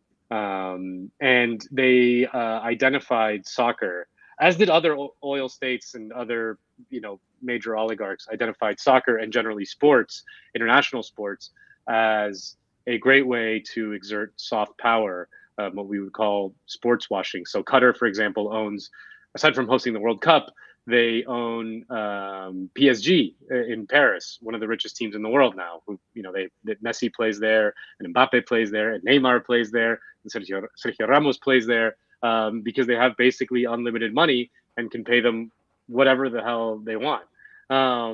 You know, and then we've also seen kind of Manchester City get bought by Abu Dhabi. Newcastle was just bought by the Saudis. So there's been a trend of oil money essentially buying their way into international sport with the bet that, you know, soccer especially is such an embedded and such a large fan base that people will just kind of overlook all the bad stuff about those places, right? I mean, you mentioned the building of the stadiums. I mean, not only is it an environmental impact, but, you know, they use literal slave labor where thousands of people died building those stadiums. Jesus. And like, that's horrible and the worst thing ever. But like, they made an accurate bet that the billions of soccer fans around the world would just be like, oh, that's bad. But, you know, when Brazil takes the field, or when the Netherlands take the field, or when England takes the field, or whatever, we'll be cheering on like we always do. So, yeah, I mean, it's part of this kind of just ongoing trend that has happened in the last decade.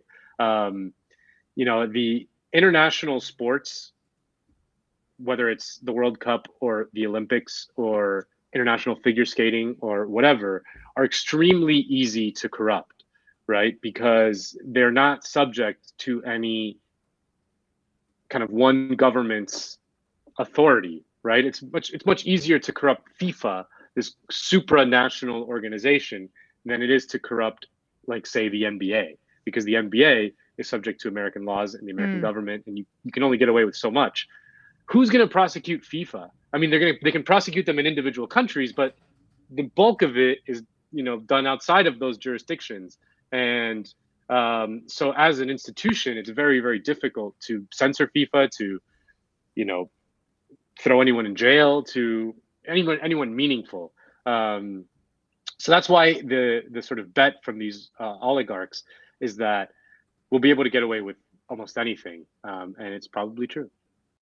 I mean, and the Saudis are doing this with the golf league as well. I mean, and that seems like more of a way to just then you're in the halls of a lot of power. If you're in the golf game, there's a lot of money of just, like, you know, it might not be as widely popular as a sport, but the people that are in that sport are connected to some very, like, wealthy interests. But you know, I think the bet is a good one, even though it's, like, deeply concerning. And, you know, we have this image here of some of the fan villages that that, like, Bradley's gonna pull that up here, but it really is just, like, astonishing. I'm curious if people are gonna be okay in some of the conditions there. I mean, it's gonna be over 100 degrees. They're housing people in these $200 a night fan villages out in Qatar. And if people are watching and not just listening, you can see that it's it's like they're like the shipping containers. I mean, I gotta believe that they have to have air conditioning, right? I mean, please tell me they have air conditioning. I don't know if you would know this, but it's just, it seems like a disaster waiting to happen. But at the same time, it's like, you know, I'm gonna be watching, right? I had some of the same reaction to people kind of being up in arms about the Saudi Golf League, which is, yes, I think there are elements of it that are wrong, and the Saudi government does violate human rights en masse, but also this is just kind of capitalism. So part of the hand, you know, some of it misses a broader systemic critique. Like, no one was mad when BP was sponsoring, you know, X sport event, right? And it's the same. It's the same. You can also, like, I mean, if I were to be like a, you know, not to be like a whataboutist or whatever, but, you know, the next World Cup is in the United States, Mexico, and Canada, with the United States being the main host in 2026. And it's like, what nation has brought more death and destruction to the world, Qatar or the United States? And you know, the United States definitely, or what nation has had a worse environmental impact on the world? Whatever measure of you know, of bad stuff, like, there is an element of that. Like, you can always, I'm not saying that that's some view that I subscribe to, but it is, the argument can be made, and one can make a persuasive argument that you know, any country that hosts one of these things is not necessarily clean. But what is true is that from a logistical standpoint, the United States, Mexico, and Canada can host millions Yes. of people without too much trouble. People have asked me all the time, because I covered the 2014 World Cup in Brazil for a television show back in the day. I went to the 2010 World Cup in South Africa. People were like, "Oh, are you going to go to this one?" I'm like, "No, this is like extreme. No, absolutely not. Like, it's gonna suck. Like, it's gonna suck to be a fan there. Like, there's no way it's gonna be fun. I'm actually being in a game will be fun, but everything around it will be an absolute nightmare. From a transportational nightmare. There's going to be tons of traffic jams. The lodging is going to be incredibly expensive unless you stay in one of these kind of shipping containers. The food's going to be terrible. Like, it's just going to suck. Like, it's going to absolutely suck. And I reckon that a lot of people just aren't going to go. Like, I was shocked at how few people, for example, were in South Africa. I remember going to the United States versus Ghana match in South Africa, which was an elimination match in a World Cup. It was I think it was the round of 16, and the stadium was half empty, and I wonder if we're going to see some of that in Qatar. That is like maybe one of the biggest bummers, which is that so much of even watching from home of the experience of seeing that kind of spectacle is to have the energy of fans there. And like, that is probably, I think, from a viewing perspective, going to be one of the bigger drawbacks. And hopefully no one dies of heat stroke. And no more people die. Someone will. Someone will. Yeah, I know. It's going to be a disaster. There's but no way. At the same time, I mean, it is going to be an interesting World Cup. Let's just now talk a little bit more about the actual kind of odds here. I just pulled these off X's and DraftKings. O's. Right. So let's get into the film room here, Nando. Brazil has the best odds to win, then Argentina, then France, Spain, England. I'm just kind of going down the list here. Of those top three, I mean, England's, it just seems like the betting markets are going that way because that's the pick that people who bet in the United States are probably going to bet on. But those top five there, I mean, what are your thoughts on who has the best chance? For me, France, just based on what I've read, it seems like a really good bet, but I'm not sure. I mean, the only problem with France is that they won the last one, and teams rarely repeat. It just almost never happens. I mean, I think the last team to repeat was Brazil, like in the 50s. It just never happens. So purely on that, I mean, the France squad is absolutely stacked. Like, just top to bottom at every position has elite players. And then just tons of firepower. I mean, just Benzema and Mbappe alone. But they have like guys like Dembele coming off the bench, and it's just crazy. And they have a favorable, they have a good draw too, right, in their group. That's also going to help them out. But keep going. Sorry.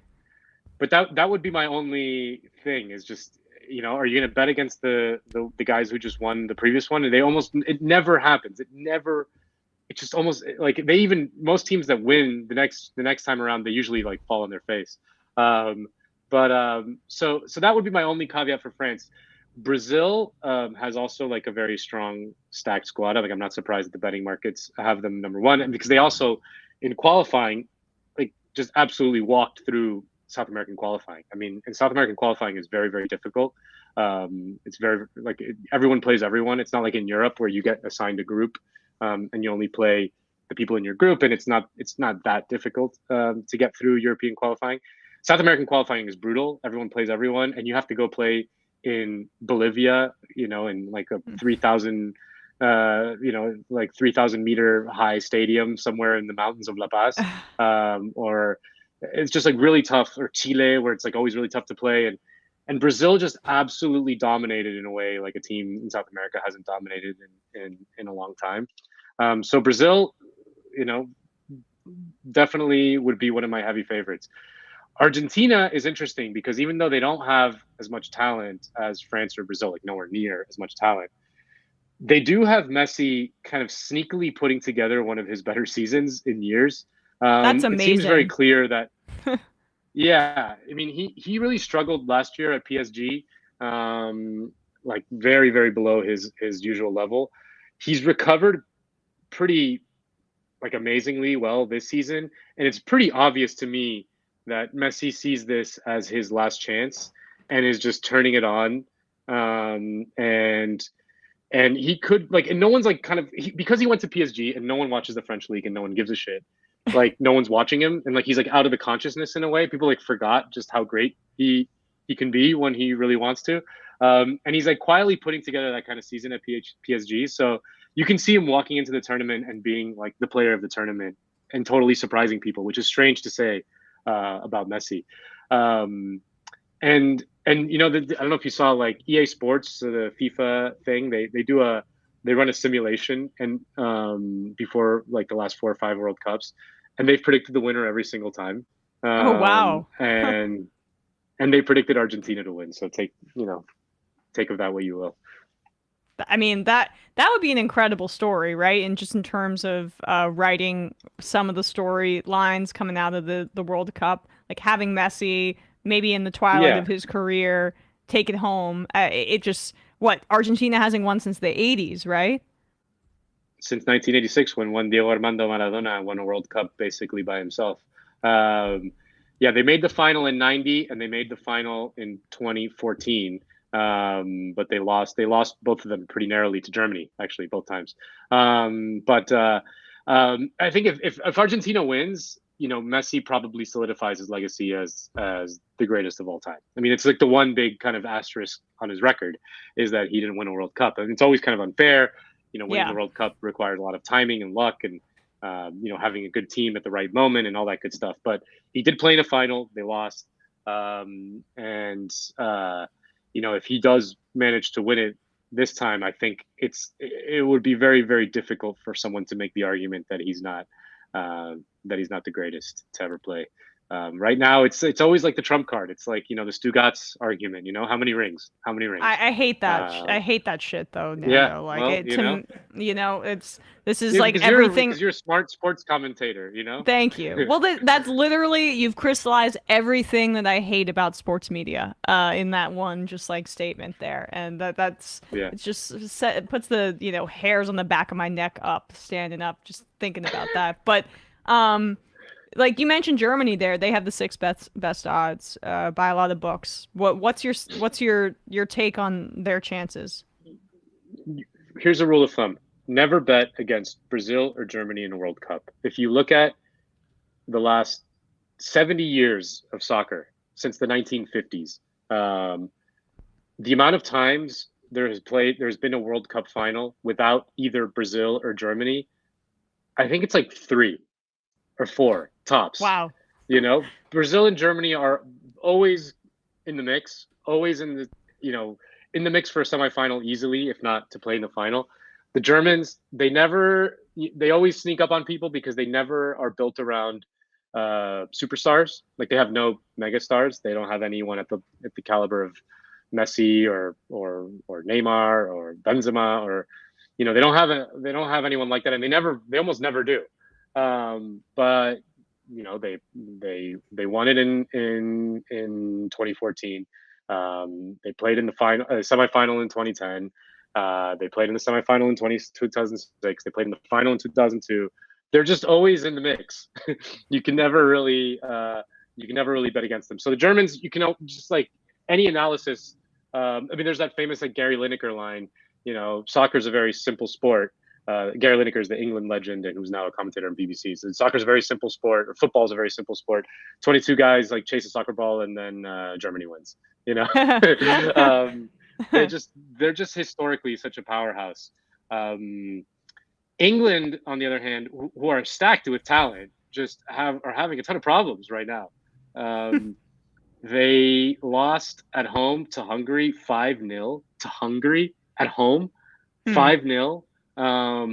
Just really, really embarrassing. Like the kind of loss that is hard to get over. And it seems like, you know, they overperformed expectations at the Euro Cup, but it seems like their coach Gareth Southgate is really struggling to get anything out of his players. I mean, it's the kind of thing in the World Cup you see this often where a team will struggle and they look like they're walking into the tournament looking like shit. And then you just kind of get a couple lucky bounces and you get some momentum. And I know that makes me sound a little bit like Stugatz, but it is true. It's such a short tournament. that and in soccer, like one goal changes everything. So it's so much on the margins that one stupid thing or one action can just completely transform a game. And really, it's like hockey in that instance. I mean, sorry to interrupt you, but like I follow hockey much closer than I follow soccer. And like, when you describe England, for anybody who's watching who also follows hockey, they remind me of the Toronto Maple Leafs. Like England cares so much about soccer. They get riled up about it every single year. They invented it. Right. Toronto, same with hockey. And yet they choke every damn time, and that's what it seems like. And so that's why, like, those fifth best odds, it's just you see something, if you're a degenerate like I am, you see like, okay, that is just somebody who's like, that's wish fulfillment being reflected in the betting markets, right? Yeah, I mean, and the UK is a huge betting, they love betting in the UK. Oh yes, they be loving their sports betting. Yeah. So I mean, that's a great rundown, honestly. I know I gotta let you go because you're a big shot these days, but right. that I can tell from the suspenders. Now we are from the US. They are probably not going to get to the round of 16. They've only done that twice. I remember one of them. That was a fun. No, they've done that 3 times. Oh, okay. Yeah. Okay, yeah. I trust you. Yeah, I'm just like reading articles and trying to remember. But they have to advance from Group B. It doesn't seem like they'll get that far, but I'm hoping they advance. That'll be fun. Like, what do you think their chances are in that instance? Well, they're in the same group as England, Wales, and Iran. It's a very it's not a lights out group. Like, you can easily see them getting out of the group. Not like Wales is that great. I mean, they have some talented players, but they're not a perennial power. They haven't been in the World Cup, and I mean, I can't remember the last time they were in a World Cup, to be fair. And Iran is not a powerhouse, and England is struggling. So like, they could easily, the top 2 teams get out of the group. So you can easily imagine them getting out of the group. They do have this like young core of really talented players, many of whom were formed in Europe, many of whom came through the Borussia Dortmund youth system, like Christian Pulisic and Claudio Reyna's son. So they have talent. They have a guy on Barcelona, Serginho Dest, is a Barcelona player. That always means that you're really good. I honestly think their coaching is pretty bad. That they underperform their fundamentals. The U.S. That they just have more talent than their results would let you believe. But again, at the end of the day, talent can make something happen in a game. And if they catch fire, you could easily imagine them certainly getting out of the group. I mean, again, because they don't have like 2 clear favorites above them in the group. And then once you get into the round of 16, I remember they've advanced past the round of 16. They beat Mexico, I think, in 2002, and then I think they advanced in '94. But I'm just speaking from memory. So it's possible. I do find their coach to be Greg Berhalter to be just kind of very behind the times in terms of saber, like, the equivalent of like sabermetrics in baseball. There's like a movement in soccer that there's just much more advanced tactics these days than there was even 10 or 15 years ago. And the US lineup creativity, like positionless soccer, that kind of stuff. Yeah. Yeah. Basically, yeah. It's basically the same across sports these days, but it's just you can see who's embracing it and who isn't. Yeah, you gotta keep things interesting. You got if you just have like your standard like this guy here, this is what we're doing. It becomes very predictable. Like the new thing is to kind of move around, kind of like do this swarming thing, almost like a swarm of bees. Counterattacks, counter press, like all this stuff that's like the new in vogue thing. The U.S. just seems like very far behind it, despite their, like I said, like a young, talented core of players that could make some noise under the right circumstances. Well, Nando, I really can't thank you enough for your time. Nando Vila, head of Exile Content Studio. Can I plug something? Yeah. I got a soccer podcast coming out tomorrow called The Best Soccer Podcast in the World. Oh, let's go. It's dropping tomorrow. Yeah, it's an anthology series just telling fun stories of World Cups past. Just in time for this World Cup. So, That's perfect. You guys should, everyone, please check that out. Nando, thanks so much for your time today. I really appreciate it. Thank you. Bye. All right. With that, we're going to... let's take a quick break, Bradley. And we'll just take a quick break really quickly. I'm going to grab some water. And then we'll come back. Well, maybe we'll take one or two more calls, talk a little bit more about the NFL, wrap things up.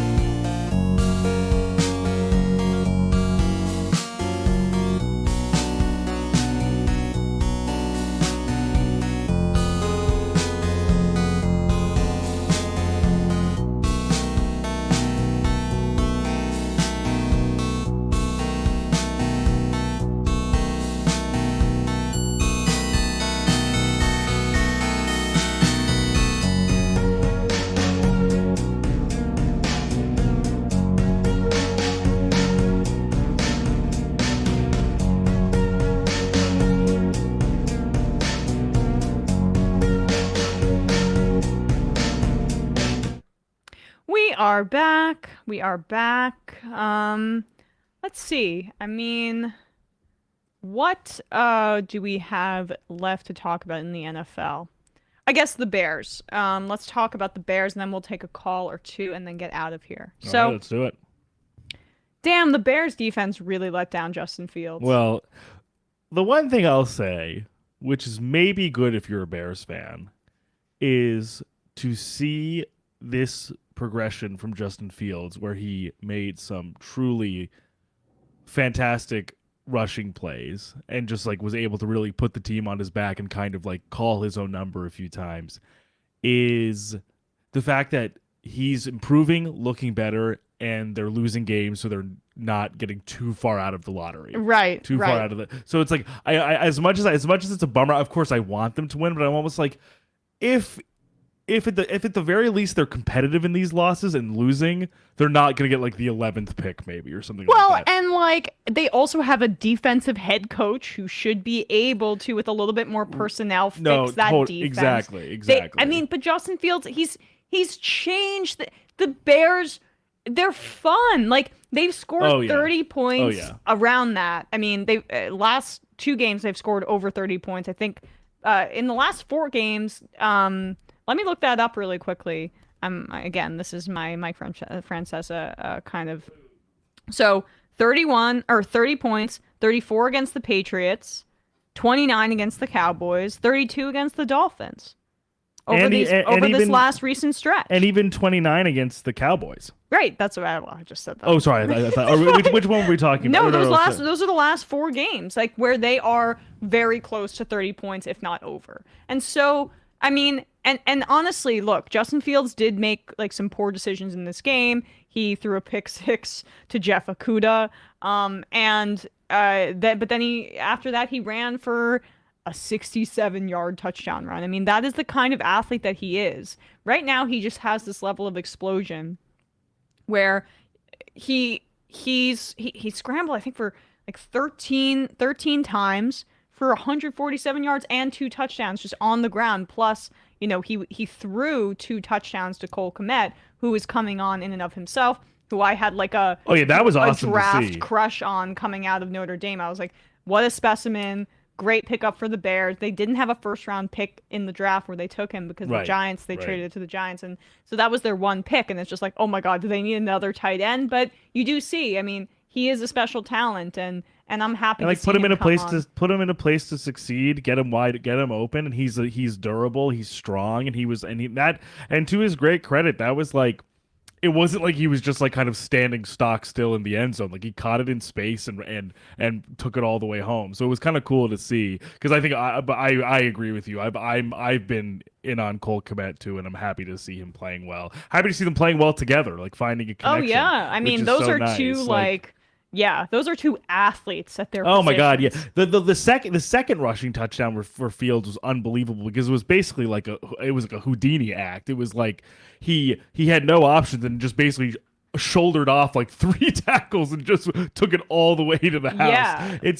It's amazing to see that, I think at times he maybe didn't want to rely on his athleticism so much. Like he wanted to kind of be a guy who could stay in the pocket and uncork his arm, which of course is still a great arm. Yeah. He does really have a very, very good arm. He has really good arm strength. I don't know if he's yet like fitting it into really tight windows. Right. But He has, like, the you've distance, seen and that Jalen Hurts, who has a strong arm, but Yes. maybe isn't like tight window throwing, that you can still have a lot of success with that. And then And it imagine can come with better along like receiving Josh talent, Allen. right, Like, yeah. I'm not And saying that either of those two guys have Josh Allen's arm. Like that's almost an insult to Josh Allen. But but they're both very, very good. And both of imagine them. if like, Chase Claypool isn't essentially their like wide receiver 1. He's like their wide receiver 3 or 4.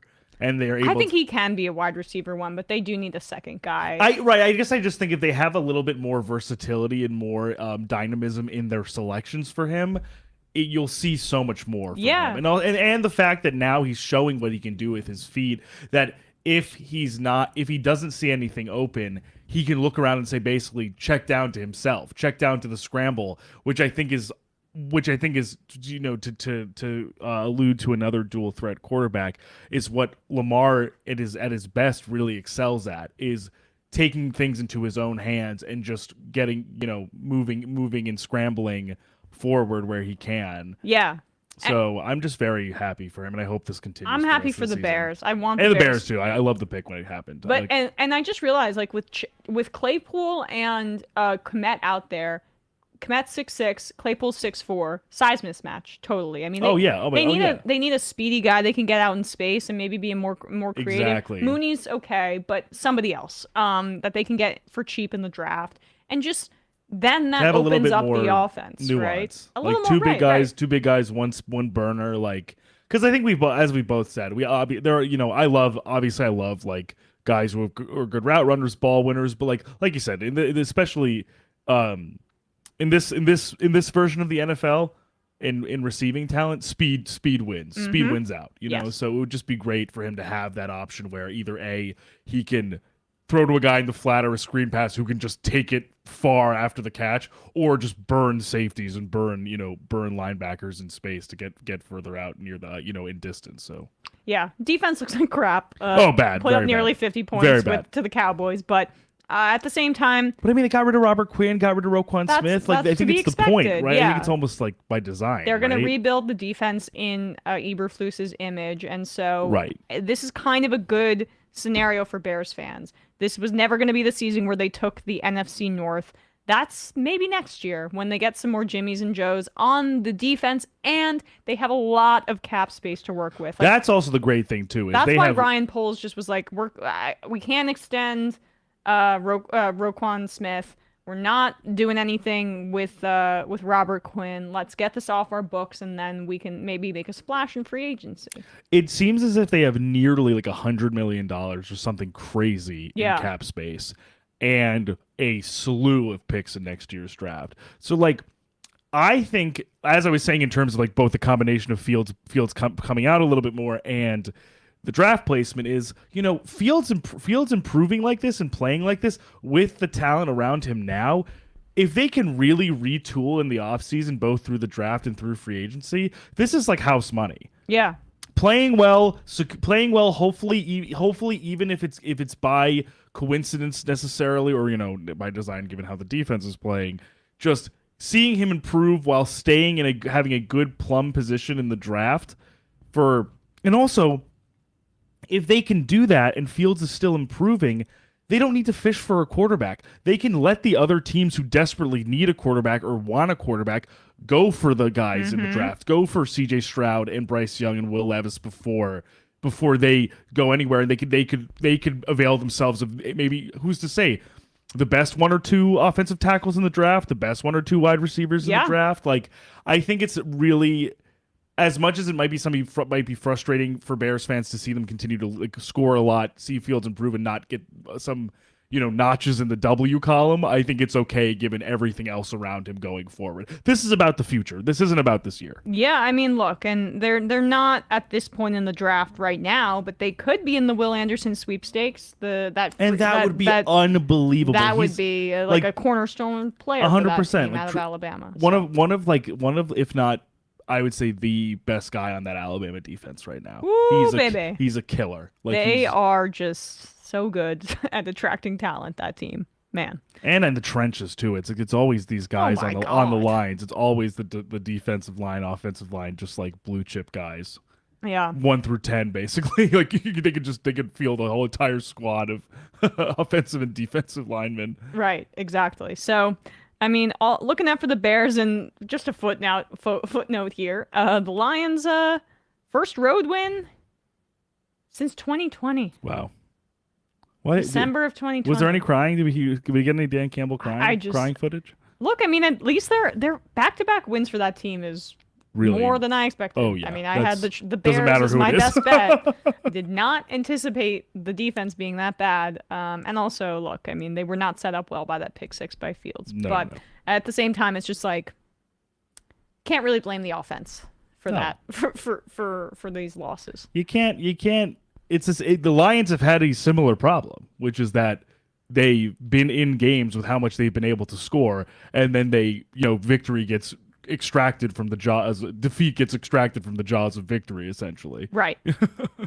All right, let's take a call. Calling from an 818 area code. I think I know who this is. Hello. Hello. Is it Dave?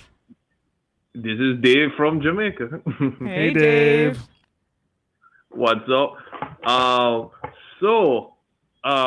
Nando is right. That simulation that FIFA does tends to be on the money.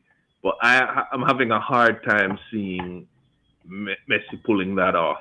Because, again, it's a team sport at the end of the day. But one thing I do know about World Cup football is anything can happen. But here's my crazy prediction. Tess in your chat reminded me that Wales in 2020 made the round of 16 in the Euro Cup. So I think and Wales are going to make it out their group. England will choke it up as usual, but they'll choke it up in the. That's the a hot take. Spicy. It is very hot. We love it. But one thing I can guarantee my money on, I don't care how good England's team is. They could have the best team in the world on paper. They always lose. It doesn't matter. Yeah. No, I feel it is just so crazy how that sometimes curse hangs over teams. No, I mean I've seen it. I remember when it was. I can't remember which World Cup it was. They had such a good squad. I think it's the one with Rooney in there, and they choked it up. I think, was it the group stage? Yeah, it was the group stage. They choked that one up. And from that moment on, the only World Cup England's going to win is that one in 1966. They ain't going to win any other one. I bet my life on that one. Don't bet your life. Don't bet your life. No, bet your life, Dave. Let's get some real skin in the game, okay? I win the Super Lotto. Then we'd miss your calls if you have to give your life if England makes it out. So let's not do that, all right? All right. One of my least favorite fingers then. That's fine. That'll do. Sounds good. All right, Dave. Appreciate it. Oh. Yeah, thanks. Later. I was going to say, which hockey team I should get into first? I mean, Dave, jump off. You know I'm biased here, but you know the answer. It's the Devils. No, it's It's the Rangers. It's the Rangers. Historic franchise. Really fun players on that team, including Artemi Panarin, who's just like a lovable top 15 player in the league. Jack Hughes. Right. Well, if you want to root for like a little frat boy douche, you could root for the Devils. If you want to root, yeah, that's. I'm sorry, I've held my tongue. It's obvious he's a little dick, and you know that.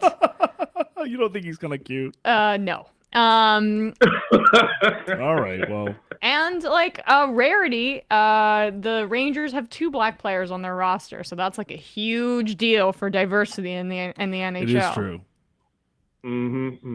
All right. Anyway, Dave. Well, you sold me on the Rangers. I'm going to learn the sport through the Rangers. That will be like the amazing. Yeah, keep us posted on your progress, Dave. Is it your hockey fandom progress?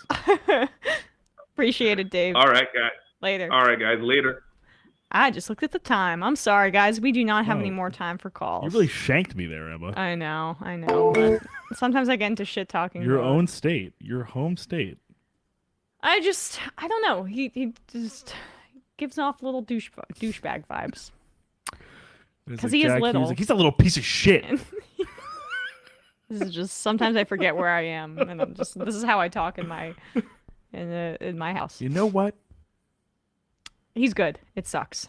Drew Peacock. Mahomes deserves MVP way over Jefferson. Afraid he's reaching LeBron levels where he's head and shoulders above everybody else, and whoever's second best gets the award. I hear that. It's always political to an extent. Yeah, and like narrative driven too. Narrative driven. Like it's I just feel like if any receiver is gonna get it, Jefferson deserves to be in the conversation. Yes, absolutely. Ryman says, you guys are awesome, but I can't tune in. Being a Bills fan and losing every effing game of the year is detrimental to my mental health, and I can't listen to sports-related content for the rest of the week.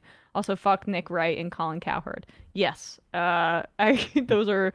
God, the sports media is not giving their best. I will say, Nick Wright is definitely better than Colin Cowherd. Yes. Colin Cowherd is bottom of the barrel. But in terms of, take jockeying is it can be grating. Justin says Seattle Kraken is in its second season, Dave. I mean, they're fun. Rangers play them next Thursday. They're just like it would be a struggle to start your hockey fandom with a. They're good this year so far. They're like 8-5-2 or 8-4-2. No, definitely, and well, actually, and I mean, to their credit, Beniers and what's the other guy's name? What's the guy? Shane Wright, but he's been sent down and like. Okay, so it's not they're not full young guys yet, full team young guys. Shane Wright lost a lot of playing time in the pandemic, but anyway, I like Beniers. Yeah, me too. So he's fun. The fact, again, I still maintain like their future is really bright with the two centers who have very high ceilings. Totally. Aaron is not cool. I was told the Giants were going to be bad. Why am I tuning in? Yeah, I didn't even comment on the Giants. That was a boring win by them, and largely like I did not think they played very well. So I don't have much to comment on about it. I think they really do miss, even though Dane Belton, rookie safety, had an interception, they do miss Xavier McKinney a lot. Hard not to. Yeah. Slayton touchdown was good though. Good. Yeah. That was good. Good. That was a good throw. Good play. Yeah. I like that. Yeah. But I see what you mean. Yeah, it was a boring game. Fun in Portland. Is it possible that Russ wouldn't wear the wristband so he could just call his own plays? Maybe. MK Ultra MAGA. I'd much prefer Carr expressing his frustrations with the organization by crying that Devontae Adams expressing his frustration by pushing a cameraman on his ass after the game. Oh yeah, that was bad. Yeah. Again, though, the vibes seem really bad. Yep. Salt Lake Lefty. For that to happen. ESVN gets me through my last few hours at work. Thanks for the entertainment and info. Oh, nice. That's so good to hear. You're welcome. All right, guys. That's the final I am of the day. Fun in Portland said, great show, Emma and Bradley. 3 fire emojis, and then here we go, final I am. Justin says, I will be at the Jets game in January. First, Bradley, go Hawks, not in the Wilson voice, lol. Go Hawks! Go Hawks! But Gino's like, cool man, go Hawks. Yeah, he's like, yeah. What is it? Wow, Gino returned to MetLife. Interesting. Oh yeah. Oh my gosh. Wow. Scene of the crime. It'd be really embarrassing. AKA the crime being daring to start instead of Eli Manning, and then every Johnny on Long Island and Robbie in Syosset, in Asbury Park. Manasquan. Black guy replacing Eli. Oh! Good night. Get him out of here! Odell's the locker room cancer. Yeah, come on. I lost the accent there. Anyway, predictions for tonight? Who's playing again? Eagles Commanders.